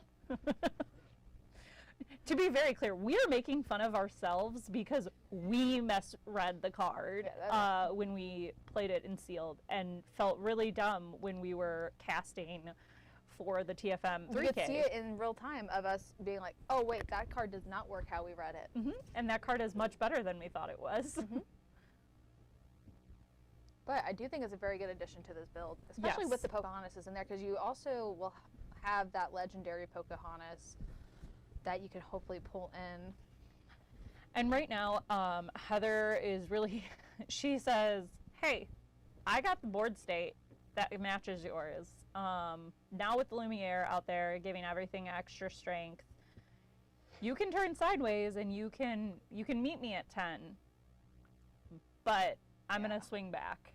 Yeah, if you turn anything sideways, pretty much you can say goodbye to your entire board almost. But we see quest Like we're 5. deciding. We can get up to 12 if we just quest with everything. 12. Yep. I had to count there. I've counted a couple times because I was trying to make sure I was reading the dots right. And now, Got a Cheshire Cat off of and interesting, that it looks daisy. like we passed, I think, personally, At if that I'm point, going if I'm already turning that much sideways, I might as well just and turn it seeing all. the Cheshire, I am also going to I'm just gonna turn everything, because go. I know that the Cheshire can move the damage to the characters that haven't turned. Yeah. So you've got a lot of big, hefty characters and the ability to move all of the damage off of those hefty characters on Heather's side, which is really kind of just like, you know, what the deck's designed to do. Yeah, and I think this is a good matchup for Heather. Not as great for Katie with some of these larger characters, but it still is very much hanging in there, particularly with choosing to kind of wait out before questing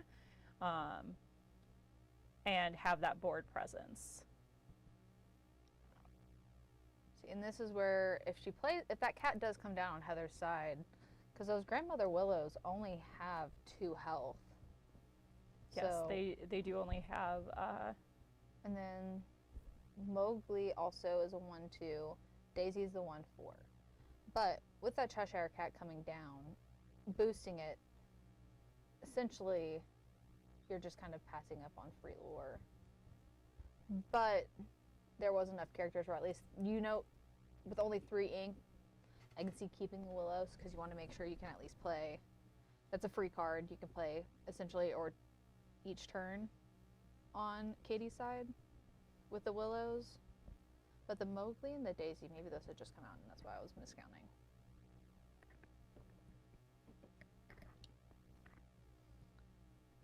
But the problem for Katie on this side is that there's not going to be a whole lot of mass removal. Yep. And Heather is getting wide.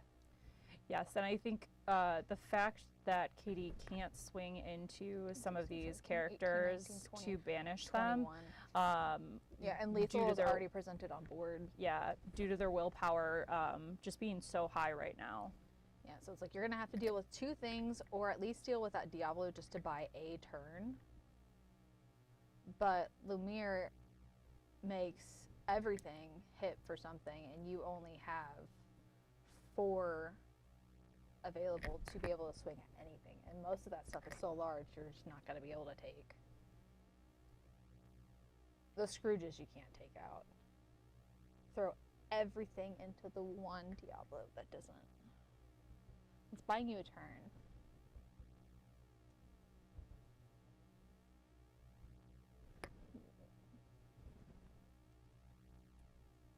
It's like the Scrooge. Also with Katie running such a low to the ground, more aggro looking list, at least of what was at, everything was so low. Boosting the Scrooge only to 4 is all she needs. All Heather needed to do. So she's not even having to, she only has 5 ink, but she's not having to boost anymore. She can just play cards. There we go. And we banished that item due to challenging that turn.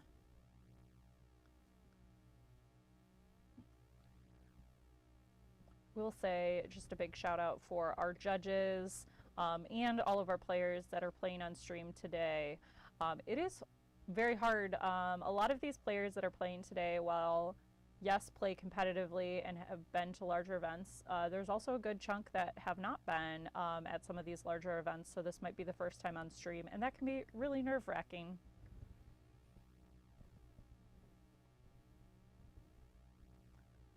I think everybody has been doing a really good job.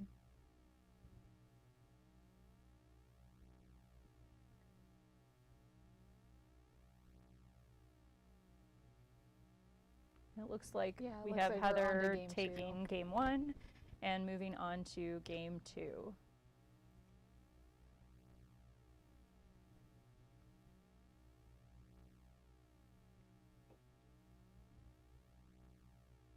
And really, I think this is Katie's deck. I think definitely has the ability to be very strong. They are sitting at, as I try to get back to my tracker that exists somewhere. I have too many tabs open. That's really my problem.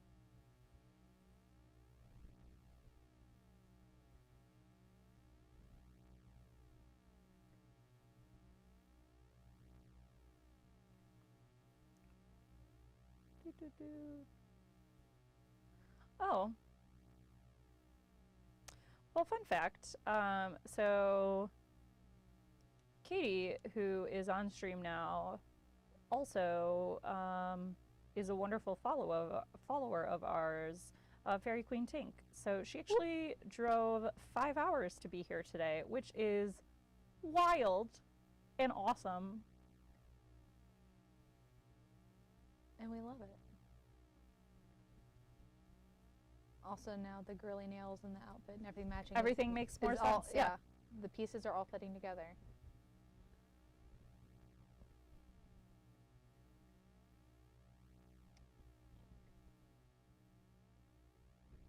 Wonder if she has her Labubu here today from the Illumineers giveaway. I hope so.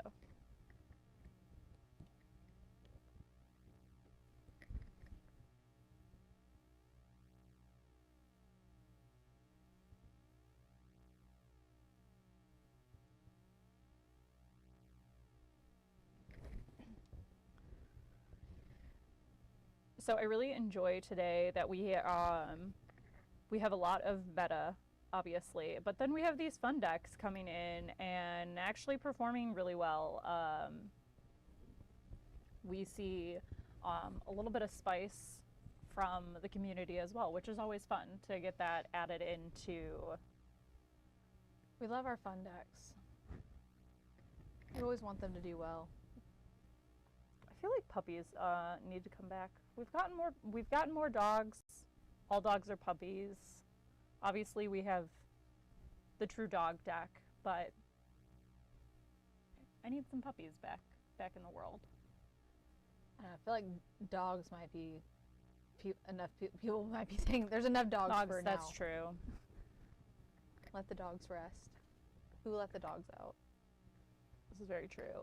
One of our friends played dogs at Hunter Burton and named their deck Blurple.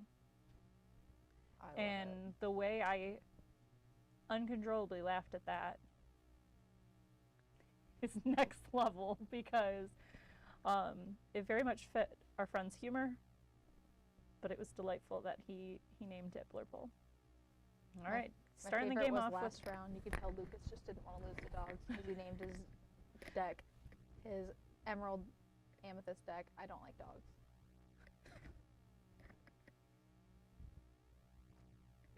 Immediately coming in with that Daisy, and then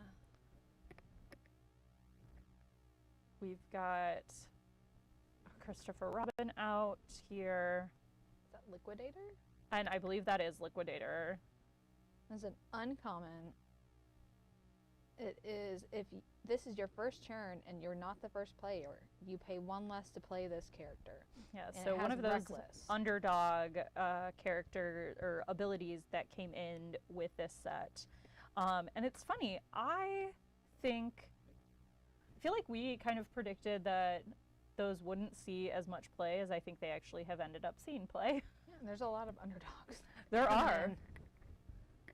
And they have definitely slotted into more decks than I expected them to.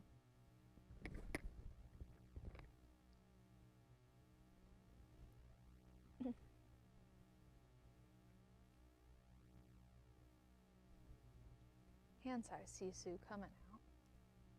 That would be the empowered sibling, right? Yes. Emboldened warrior. Thank you.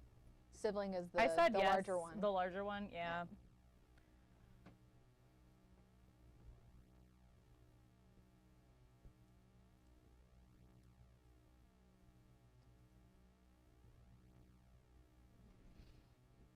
See how much of the smaller Sisu would put a hurting on. Yeah. And also here, Heather taking a chance and questing with Lumiere, I think a little bit as a, sure, you want to take out Lumiere, go for it, but also you have... It's almost like a baiting, like, go for it, swing into this. Mm-hmm. I can...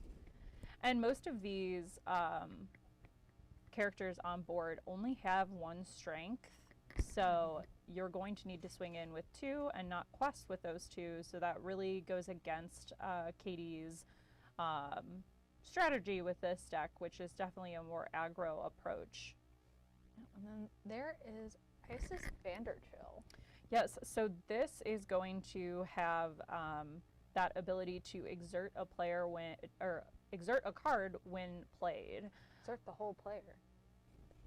Bloop. Ooh, I hope I made someone laugh on stream by being silly. We made Kirby laugh. That's all that matters. Yeah. As long as somebody's laughing at me, I'm happy. I got you covered. Terrible humor. I need Liam here with the puns. Puns? You can bring Jonathan in. Please no. Yeah, Jonathan's puns are too strong. They're too strong for stream. He'll turn all of DCI into a stand-up act. Okay, so I've been waiting for this card to be played. I love Miko. He's so cute. So Miko is an evasive 1/1 quest for 2. At the end of the turn, if this character is exerted, choose and discard a card or banish him. Yes. So we did see this played earlier, but it was against a steel deck, and we were talking about it. And as we were talking about it, then Big Ting came down, and so Miko didn't get to play. Okay. So this game might be different. But we do have a Headless Horseman coming down. And so I think that that would banish the When you play this Miko. character, banish chosen opposing Oh, character. choosing opposing character. You know what? I keep combining the action card with with the Headless Horseman. yeah. Which, I mean, still technically, it can still get rid of the Miko. Yes. But we can pick a different. Yeah, you could pick pretty much anything but the Nani. Mm-hmm. She is a 3/3, but looks like we're still deciding maybe on what to. Yeah, and I think that this is fair. Heather is taking a step back to decide which character she wants to banish. You see multiple 2-questers on board, also with that Grandmother Willow, which is a powerful card for Katie. That's going to allow them to play out a lot more cards, and it looks like Yeah. we're going to decide on the Willow. Yeah, that feels correct.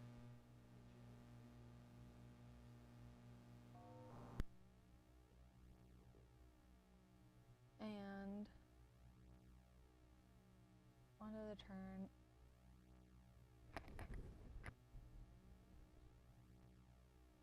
Again, Heather's just kind of was able to have enough things out from the get-go to kind of make Katie push the brakes, where she has Yep. to be like, "Ugh, hold on, I can't just go fast. I have to do this correctly." Right, and I think here we see Heather really putting pressure onto Katie and playing into this more aggro deck really, really well.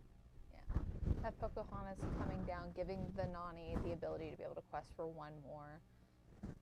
That's smart. At least it turns like that one into quest for 2, and she is at least bigger, so she might take something down with her. Another Headless Horseman.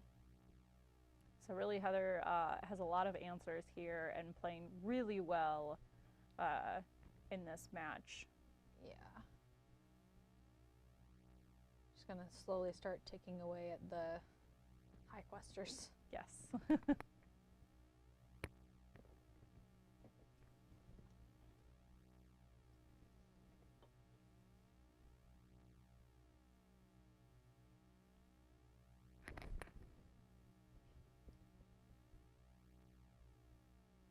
And we see Just questing for 5, going up to 12 on Heather's side.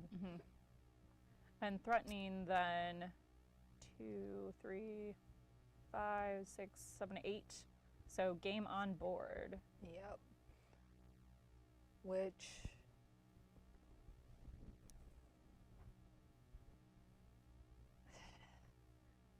I mean, I can see buying yourself a turn, but you're gonna have to. I feel like Katie would end up losing her board. Yeah, I think that's where this deck just falls a little flat in this matchup. Katie has played it really well. I think she is really smart at developing her board early on in the game. But this matchup just really not Katie's best matchup for this deck. I think this is definitely not showcasing what this deck can do. Oh, definitely not. Just really struggles into Heather's deck that has such large characters with both strong strength and willpower. Just not the best matchup we can see here. And we see Katie definitely sitting Making here sure. trying to dig through how she can kind of get back into this, understanding games on board. Because I mean,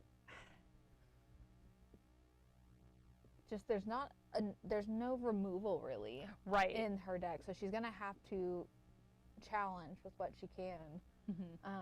So she'll have to take 2 characters to throw into the Lumiere, and then the last one's gonna have to go into that Isis.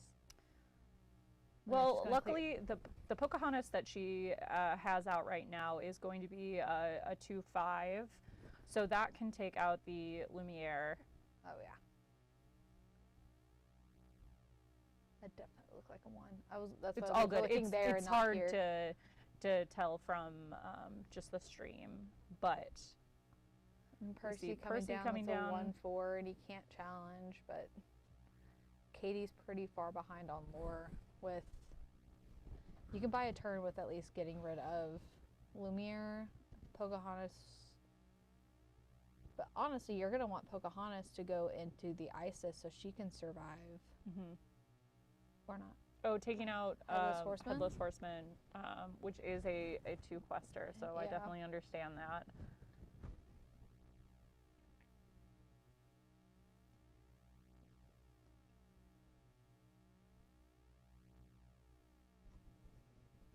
But that Pocahontas should still survive that, correct? No, because of Lumiere. Lumiere, that's what it was. I was like, why? I was thinking, because in my head I'm Yep. thinking Lumiere first, then take that. Mhm. Okay. I'm in my head and not on the screen. And I think we're deciding right now if we want to use our Christopher Robin and Miko to challenge in one more. Which I definitely understand. Yep.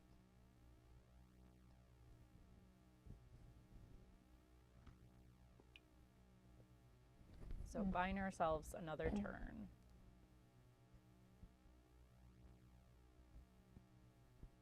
See, Katie has 3 cards in hand. Heather only has 2, but powerful, so we've Sven got a and Sven Tigger. and Tigger. Both very strong cards. Tigger especially, and I was gonna say against Katie, like it's just kind of like, okay, no. But we're going to bounce our own card back to avoid damage, which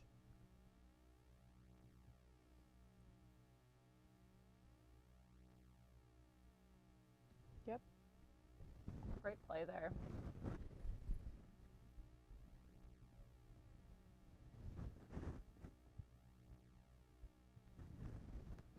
I think I either played too aggressively or not aggressive enough. I've been like, I'm just not gonna let you have quest around. I'm just gonna quest and say deal with my board.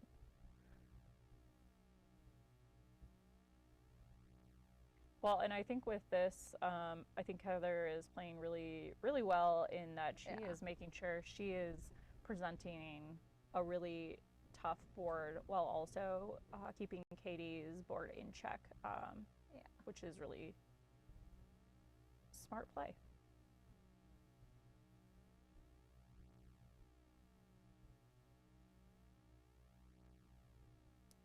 Yep. And there we that have is it. games. All right, but Heather taking that, but we have we have another another match going on. stream that we which will pop over to here. Is, I believe, a mirror match, so that will still be happening.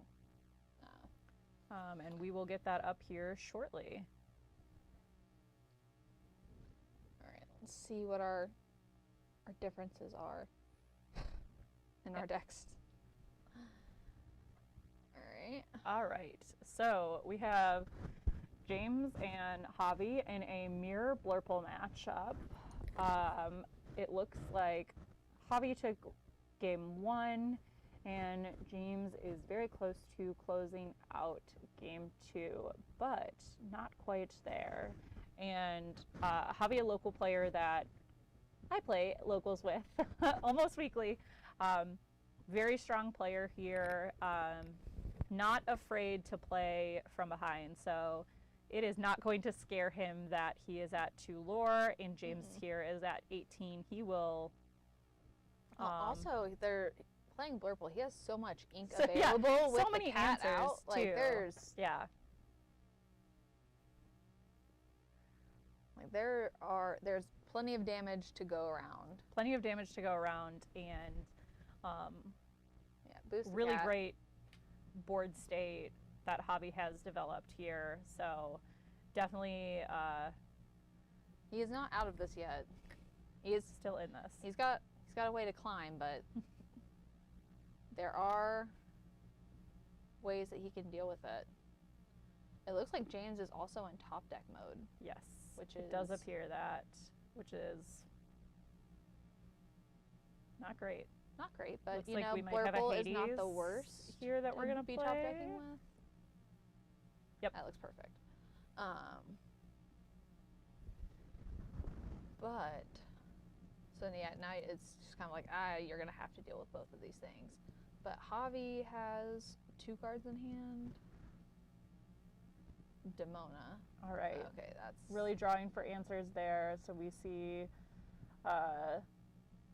6 ink used for Demona, but still Still have a plenty. stack. And I think we're gonna get that guidebook out that we used, or we pulled. We drew from the Demona. Dumbo guidebook. I didn't see the other card, but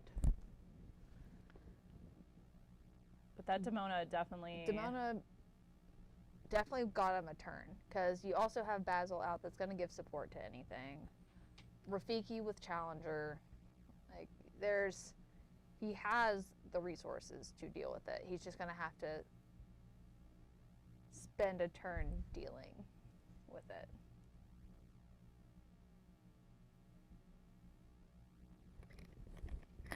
And then just hope to continue to draw into answers, but the problem is he did just play that Demona and refill James's hand as well, Yes. which is going to make it infinitely harder to deal with this next turn once he clears this out. There's another Cheshire Cat coming down. And This means we taking a can look boost, here. at least try to save, Got Hobby and James. Let's see. use something to challenge and potentially just move the damage and save it. Be able to challenge with something a little bit smaller. Mhm. Not be able to. It's like there's so many options. Too many options. And I'm taking a look to see, one of my favorite things to do when we see these mirror matches is look and see what our differences in our builds are. Because I James think is- with Sorry. both the Blurple, Amethyst Steel lists, we see there's maybe 6 to 10 cards that we can play around with. So we see James running. Honestly, it looks like James is just running the same list. I don't even really see. There's like one Marshmallow is the only new card I really see in here. Or my computer keeps glitching, so I can't figure it out. But So I would say that the 4 cards that seem a little bit different that we're running, we have Javi running the Isis and Tigger, where we have Wasabi and Marshmallow being sort of the tech cards that James is running. yeah, throw Hades and that Rafiki into Hades. We're gonna get Play the Dumbo Dumbo out out. there.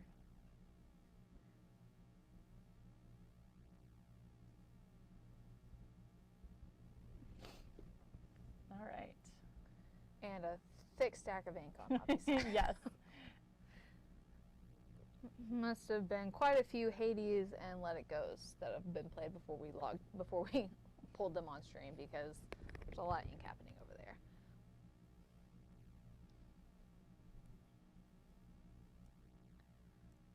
I mean, James, you just need like one thing to stick. Yes. Just one.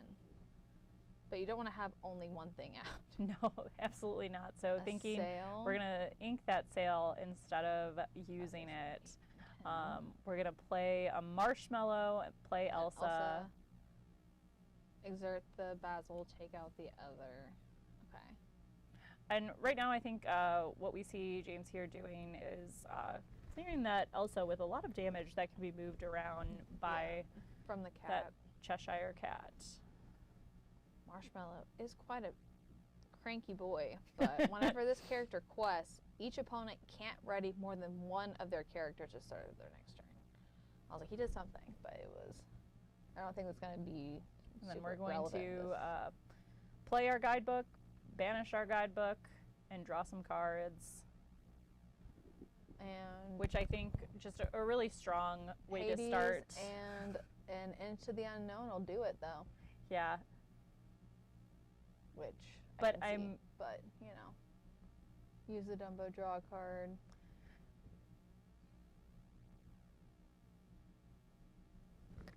so interesting choice here. We're going to hardcast that Into the Unknown. It makes sense. Yeah, the only thing that I maybe would have done here is use Dumbo to take out the Elsa rather than using Dumbo's ability to quest and draw a card, and that being because you then have some damage that you can use your Cheshire Cat to move around the next turn.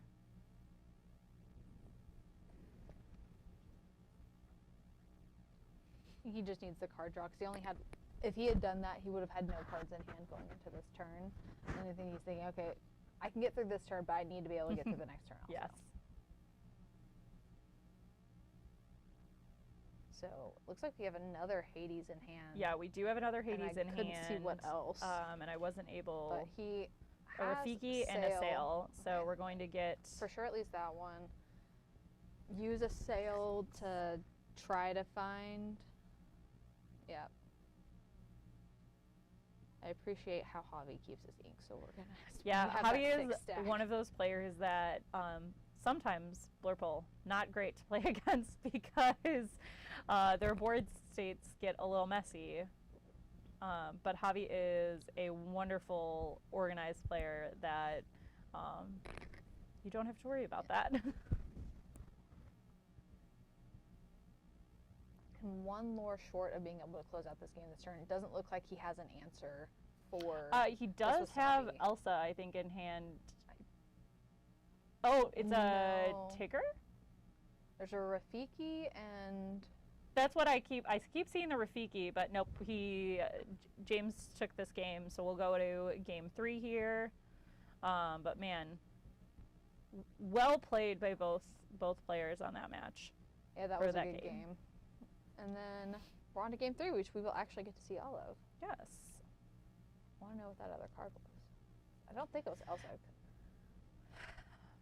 Because if it was Elsa, he would have just. slammed Right. it. I think it might have been. Let's take a Hypnotic look. Strength, maybe? Maybe it was one of his actions, just not an action that would help. I think it was a Tigger, but that the card on board Wasabi is Oh, a 4-cost, so that would not have helped him in that scenario. Oh, yeah. See, I was looking at James. I was like, Blurple, Blurple. I was like, there's no Tigger in this list. What is it? There is Tigger in Javi's list. Oh, that's why I'm backwards. That'll do it. That'll do it. But game 3, still 18, 20 minutes left in the round. Yeah, so A these, mirror match. And I we was might about to actually say, be able to finish. I was like, these Blurple players playing very efficiently because sometimes these mirror matches, particularly for Blurple, can be a very long match. Yeah, that's why I jokingly said whenever we switched over to this one, I was like, well, we know they're still playing. Oh, Just absolutely. by looking at the decks. They'll still be playing.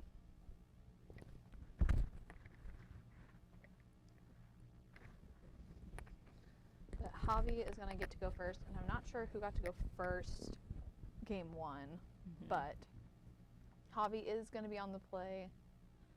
And we're only sending 1 card back, so that leads us to believe we have ramp in our opening hand, which is going to make you feel good in a mirror matchup. I don't know what more Unless you you're can. James. If I'm James, that might not feel so great. It might not feel so great. That's very valid, but I'm thinking as the player, I am very happy. I have to send 1 back in the mirror. It's game 3. We're both 1-1. I gotta pull this one off. I'm feeling okay. Yeah. Oh my, oh my. And here we go. Ready for game 3. It's kind of like the opposites. James went back for 6. Yeah. Javi went back for 1. But looks like James did at least get what he needed.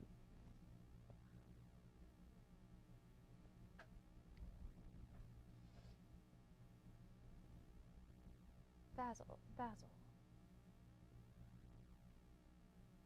What could be next?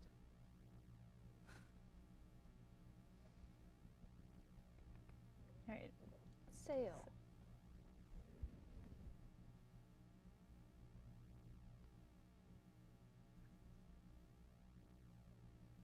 We're gonna ink Elsa as our second card there. I'm gonna TPO or sail for James' turn. TPO. Here we go. Both hitting their ramp, both doing what the decks do. Yep. They're doing their things. Javi having the card draw. Let's see if James has it. Basically, I feel like the mirror match with this pairing kind of goes down to who misses the first step. Yep. And so far, neither of them have. So.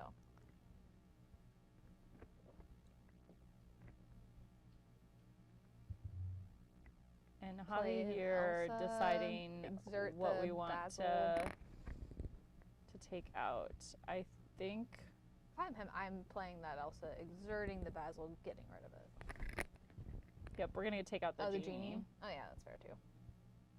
And then quest for 2.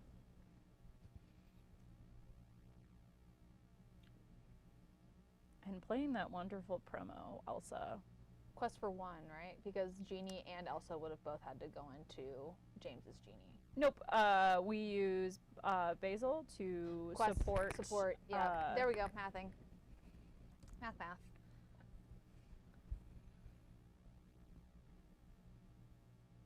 And that Basil went to the discard, but it actually is supposed to go to the bottom of his. No, it was a challenge. Tipo Challenge? challenged into Basil. Hades on Both Hades. characters Both- both players played Hades, and each opponent let them draw for the Hades and did not send the card to the bottom of the deck.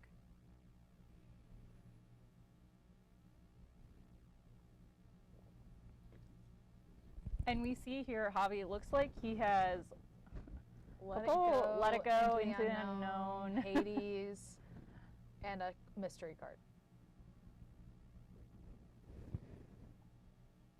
Let it go. And honestly, Javi probably feeling pretty good about the use of that Let It Go right now, Another because Let It Go. now we're not having, I mean, we can ink here, but he's up to being able to play his Hades. But The next so turn. is James, who also has a Hades. James, I think, is only sitting on 5 ink right now. He hasn't inked for turn yet. So sitting So on next, 6. Yeah, 6. So next turn he can go to 7. Javi can play Hades, but then he'll just Hades on Hades. On Hades on Hades. All the Hades. But I think little bit of an advantage here we have is that Javi has the ability To not play. only play the Hades. Yep. And then we're going Let to it take go. out. Saving the Hades for later. When there's something, when Yep. you don't have other options. Looks like James has another Hades. So there's 2 Hades in hand on the left. I can't see what else James has, but Javi's sitting pretty nice. Hypnotic Strength. That's that other card in his hand. And it's very funny, something that's come up recently, so obviously both Bree and I play as well as attempt to be casters poorly. I'm making We're fun of not Liam. ourselves. Liam is the professional. Yes, Liam is definitely the professional. But one thing that I have recently been trying to do, and Bree, we haven't played together in a hot minute, so you haven't noticed this yet. I have been trying to correctly place my Hades versus Into the Unknown versus anything that puts a card into my inkwell, remembering to put it in exerted or not exerted, because I am mentally preparing for when we get a new card that says that we can use some ink on our opponent's turn. There are a few scenarios where it comes into play now, very rarely, but nonetheless it does. So I'm I've ready been for trying it. to be thoughtful about keeping my board Ooh. state, and we've That's got a good that was Demona a for really hobby. good Demona for hobby, and that was really Demona to get your card draw Your opponent doesn't get any card draw. They No. already have nothing out. out on their board. Yeah, really, really good play there. And then here we go, counting out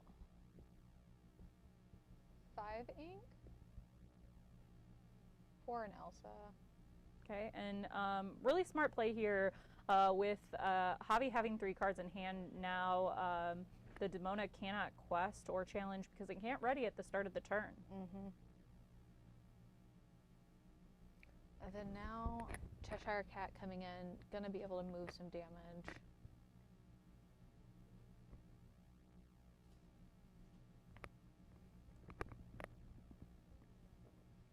So we'll ink that Tipo. I would suspect we're going to play our handout in Demona again, but we'll see. Dumbo. I don't think Demona. 3, 4. I don't think he can Demona also this turn with the Dumbo and the one So we card opt had. to keep the 1 card in hand, which is Tipo. An easy ink at least. Right? Maybe. We started the turn with inking a Tipo as well. Yeah, that's what I There meant were for like two. for the next For turn. the next turn, absolutely. Alright, so 2 damage moving somewhere. If I had to assume as much, probably could say bye-bye to Basil. Depending on what James has in hand. Boost, move. Yep. And then we have 4 cards in hand.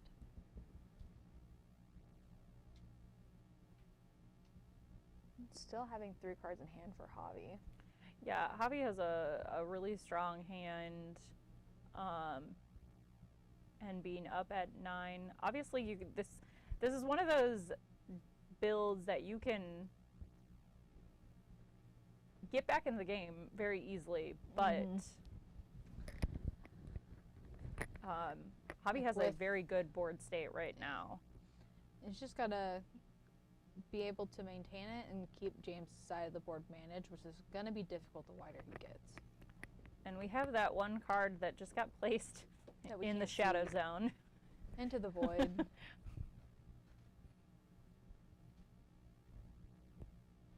Rafiki. Oh, Rafiki. Okay. There we go. And we're moving it out of that 1 odd zone. I do have to say, I have to give a big shout out. She's going to give me the side eye in a second, so I'm just not going to look at her. But production here, also on- known as on it. Kirby, the The woman commissioner. behind the Diet Coke Invitational Why is we are all really here doing an amazing job. She set up all of this camera equipment, and she is really the brains of the operation, and I cannot express how fantastic she has done setting up these. This is our Cool. 3rd event, and she really just likes to make them one better than the next, and I can't praise her enough. She is a wonderful, wonderful person. Might make her cry too. We'll see what we can do. In a good way, not in a bad way. All right, we do have 2 cards in hand now for Hobby, so at least those Demonas will be able to ready at the next turn. We do, but we do know that James has a Demona in hand, so a really powerful play for James can be just playing that Demona. Obviously, got to make that choice with I think we have 3 cards in hand. Did we just? Okay. We're giving strength. Hypnotic strength.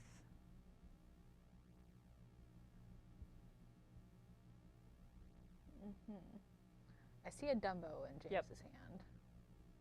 Counting all of the ink. We're trying to, I think we're, if I had to guess, we're trying to play out as many cards as we can to maybe then play that Demona Capitalize and make on it refill our hand as we do it. But I don't know if we have quite enough. So that Rafiki is going to hit for, I believe, 5 strength now. Yeah. Which is not quite enough for Demona or Hades, but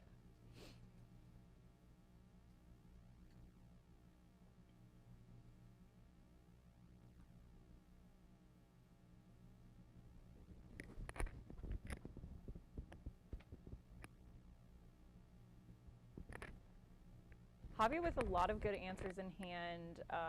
It looks like Another we've got Cheshire a Cat. Cheshire Cat, an Elsa, and then an Let It Go. Let It Go. So like So 4 Let It Goes for Hobby already? I think so, yes. And James really been able to jump back into this game, I think, more so than I think we were sitting at a turn or 2 ago. That's one thing about this mirror match is there's so much draw that can just get them right back into the game. Absolutely. There's enough draw, if you can get enough draw, you can get to enough removal. As long as they just don't go too far wide. There is a point where we were not there.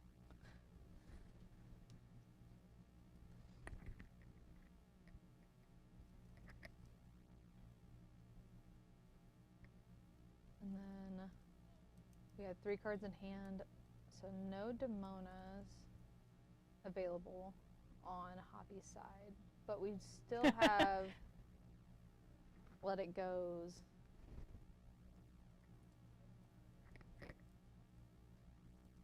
Dumbo, take out deal some damage to the Elsa. Cheshire Cat, move the damage.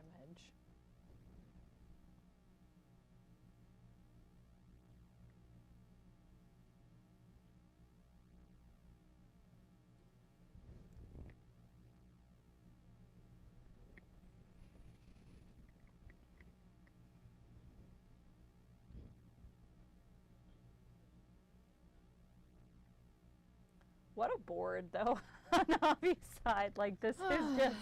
Cheshire Cat, play an Elsa, take out the Rafiki, sing Let It Go on the Demona, or the Dumbo, probably to keep I think them the from dying. Demona stops the card draw, which is very important at The this Dumbo point. starts to.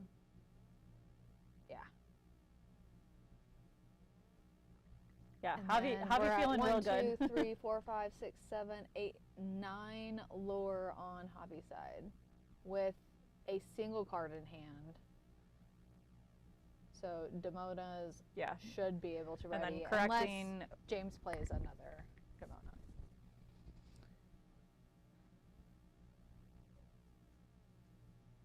Hades. All right. This is one of those things, you know? It's not over until it's over. Mm-hmm. James has quite a few cards still in hand. Sing, Let It Go. But I think we're deciding what we want to use Let It Go on. On We're going the to do it on Demona. Demona. Which, yeah, there we go.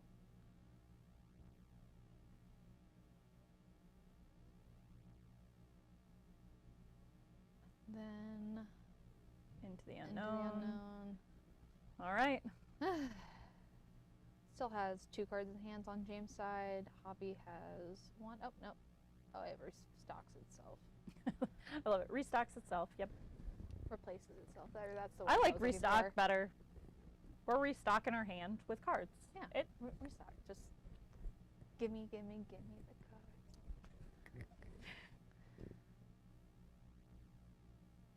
All right. But Javi Hobby with has a Hades. yeah, in and I hand. think this is great. So Yeah. we'll see what we gonna let him want draw it? to. Or what are you gonna do?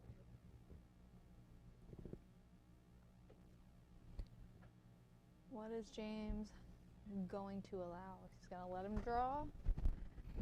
What are we targeting here is also my curious I question. think he pointed to Hades, Okay. I believe. No, that no, was no, the Demona. Demona. All right, Okay. we're gonna choose Demona. Gonna look and see. Okay, See. how many let it goes have been in here? And for Hobby, I think we've seen all of the Let It Goes. I don't know if we've seen all the Into the Unknowns though. I think we've only seen 2 of them. And I think we've only seen, how many let it goes is he running? 4. 4? I think we've only seen 3. I think there's still 1 more. Okay. Hobby's gonna dig a little. Yeah, just a little. But you know, that's what this deck is good at, is digging. There's a Hades in hand. Yeah.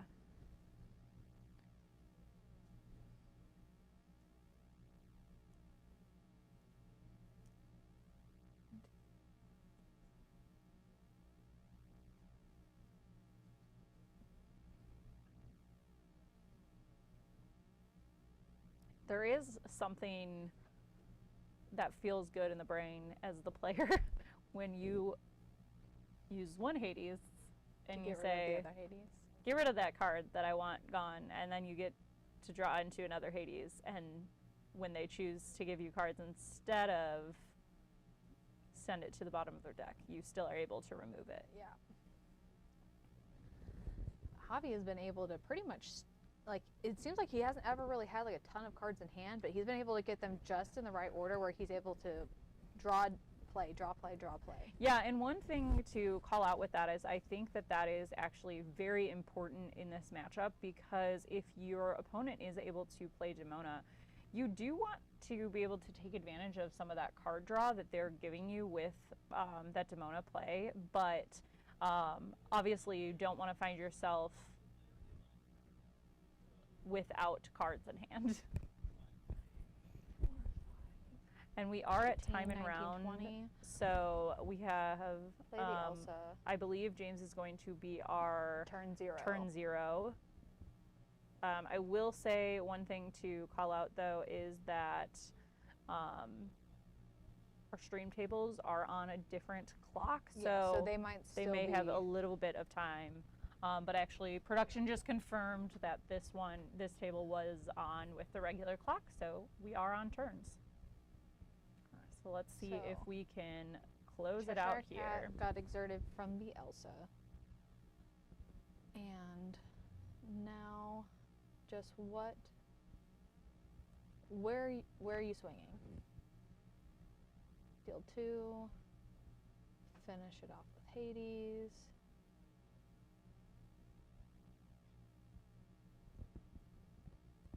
And we're gonna play it Wasabi. Tipo. All right, 1, 2, 3, 4, 5. We can go to 18 this turn on Javi's side. Ticker, yeah, bounce. 1, 2, 3, 4, 5, 6, 7. Javi says, I go fast. I turn sideways. I turn things Deal sideways. deal with all of it. Which I think at this point in turns is the correct route to go. I think We're gonna honestly, play another even if he Tigger. wasn't in turns, I feel like that's the correct choice. Yeah. And then send. There's that 4th. Let it go. Nope. Oh. All right. Let's see what we can do here. Can James pull it out? So, 0, 1, turn 2.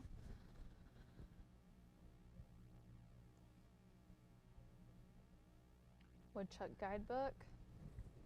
3. We'll get that draw right away.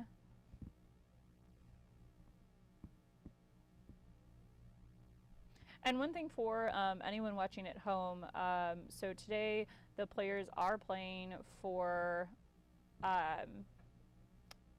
some top 8 prizing, but they're also playing for a pack per round. Pack per win. Pack per win round. There we go.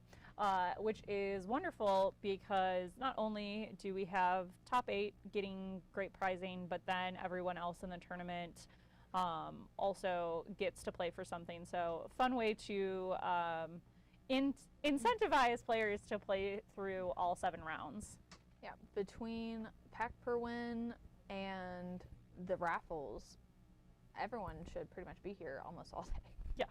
Until we cut to top 8. And Elsa, exert the Tigger. But there's really not a whole lot. Yeah. I can't see. We're trying to draw for those answers, really. Yeah.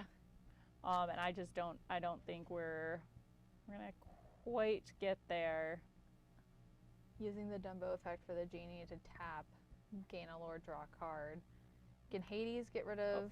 Yeah, he's like, You don't get rid of that. Hold on. You keep it. But I think, I was like, I don't think there's any way to deal Yeah. with the 5 other characters on board. So it looks like Javi's got this one. but we will see. But what a game. Yeah, really a great game.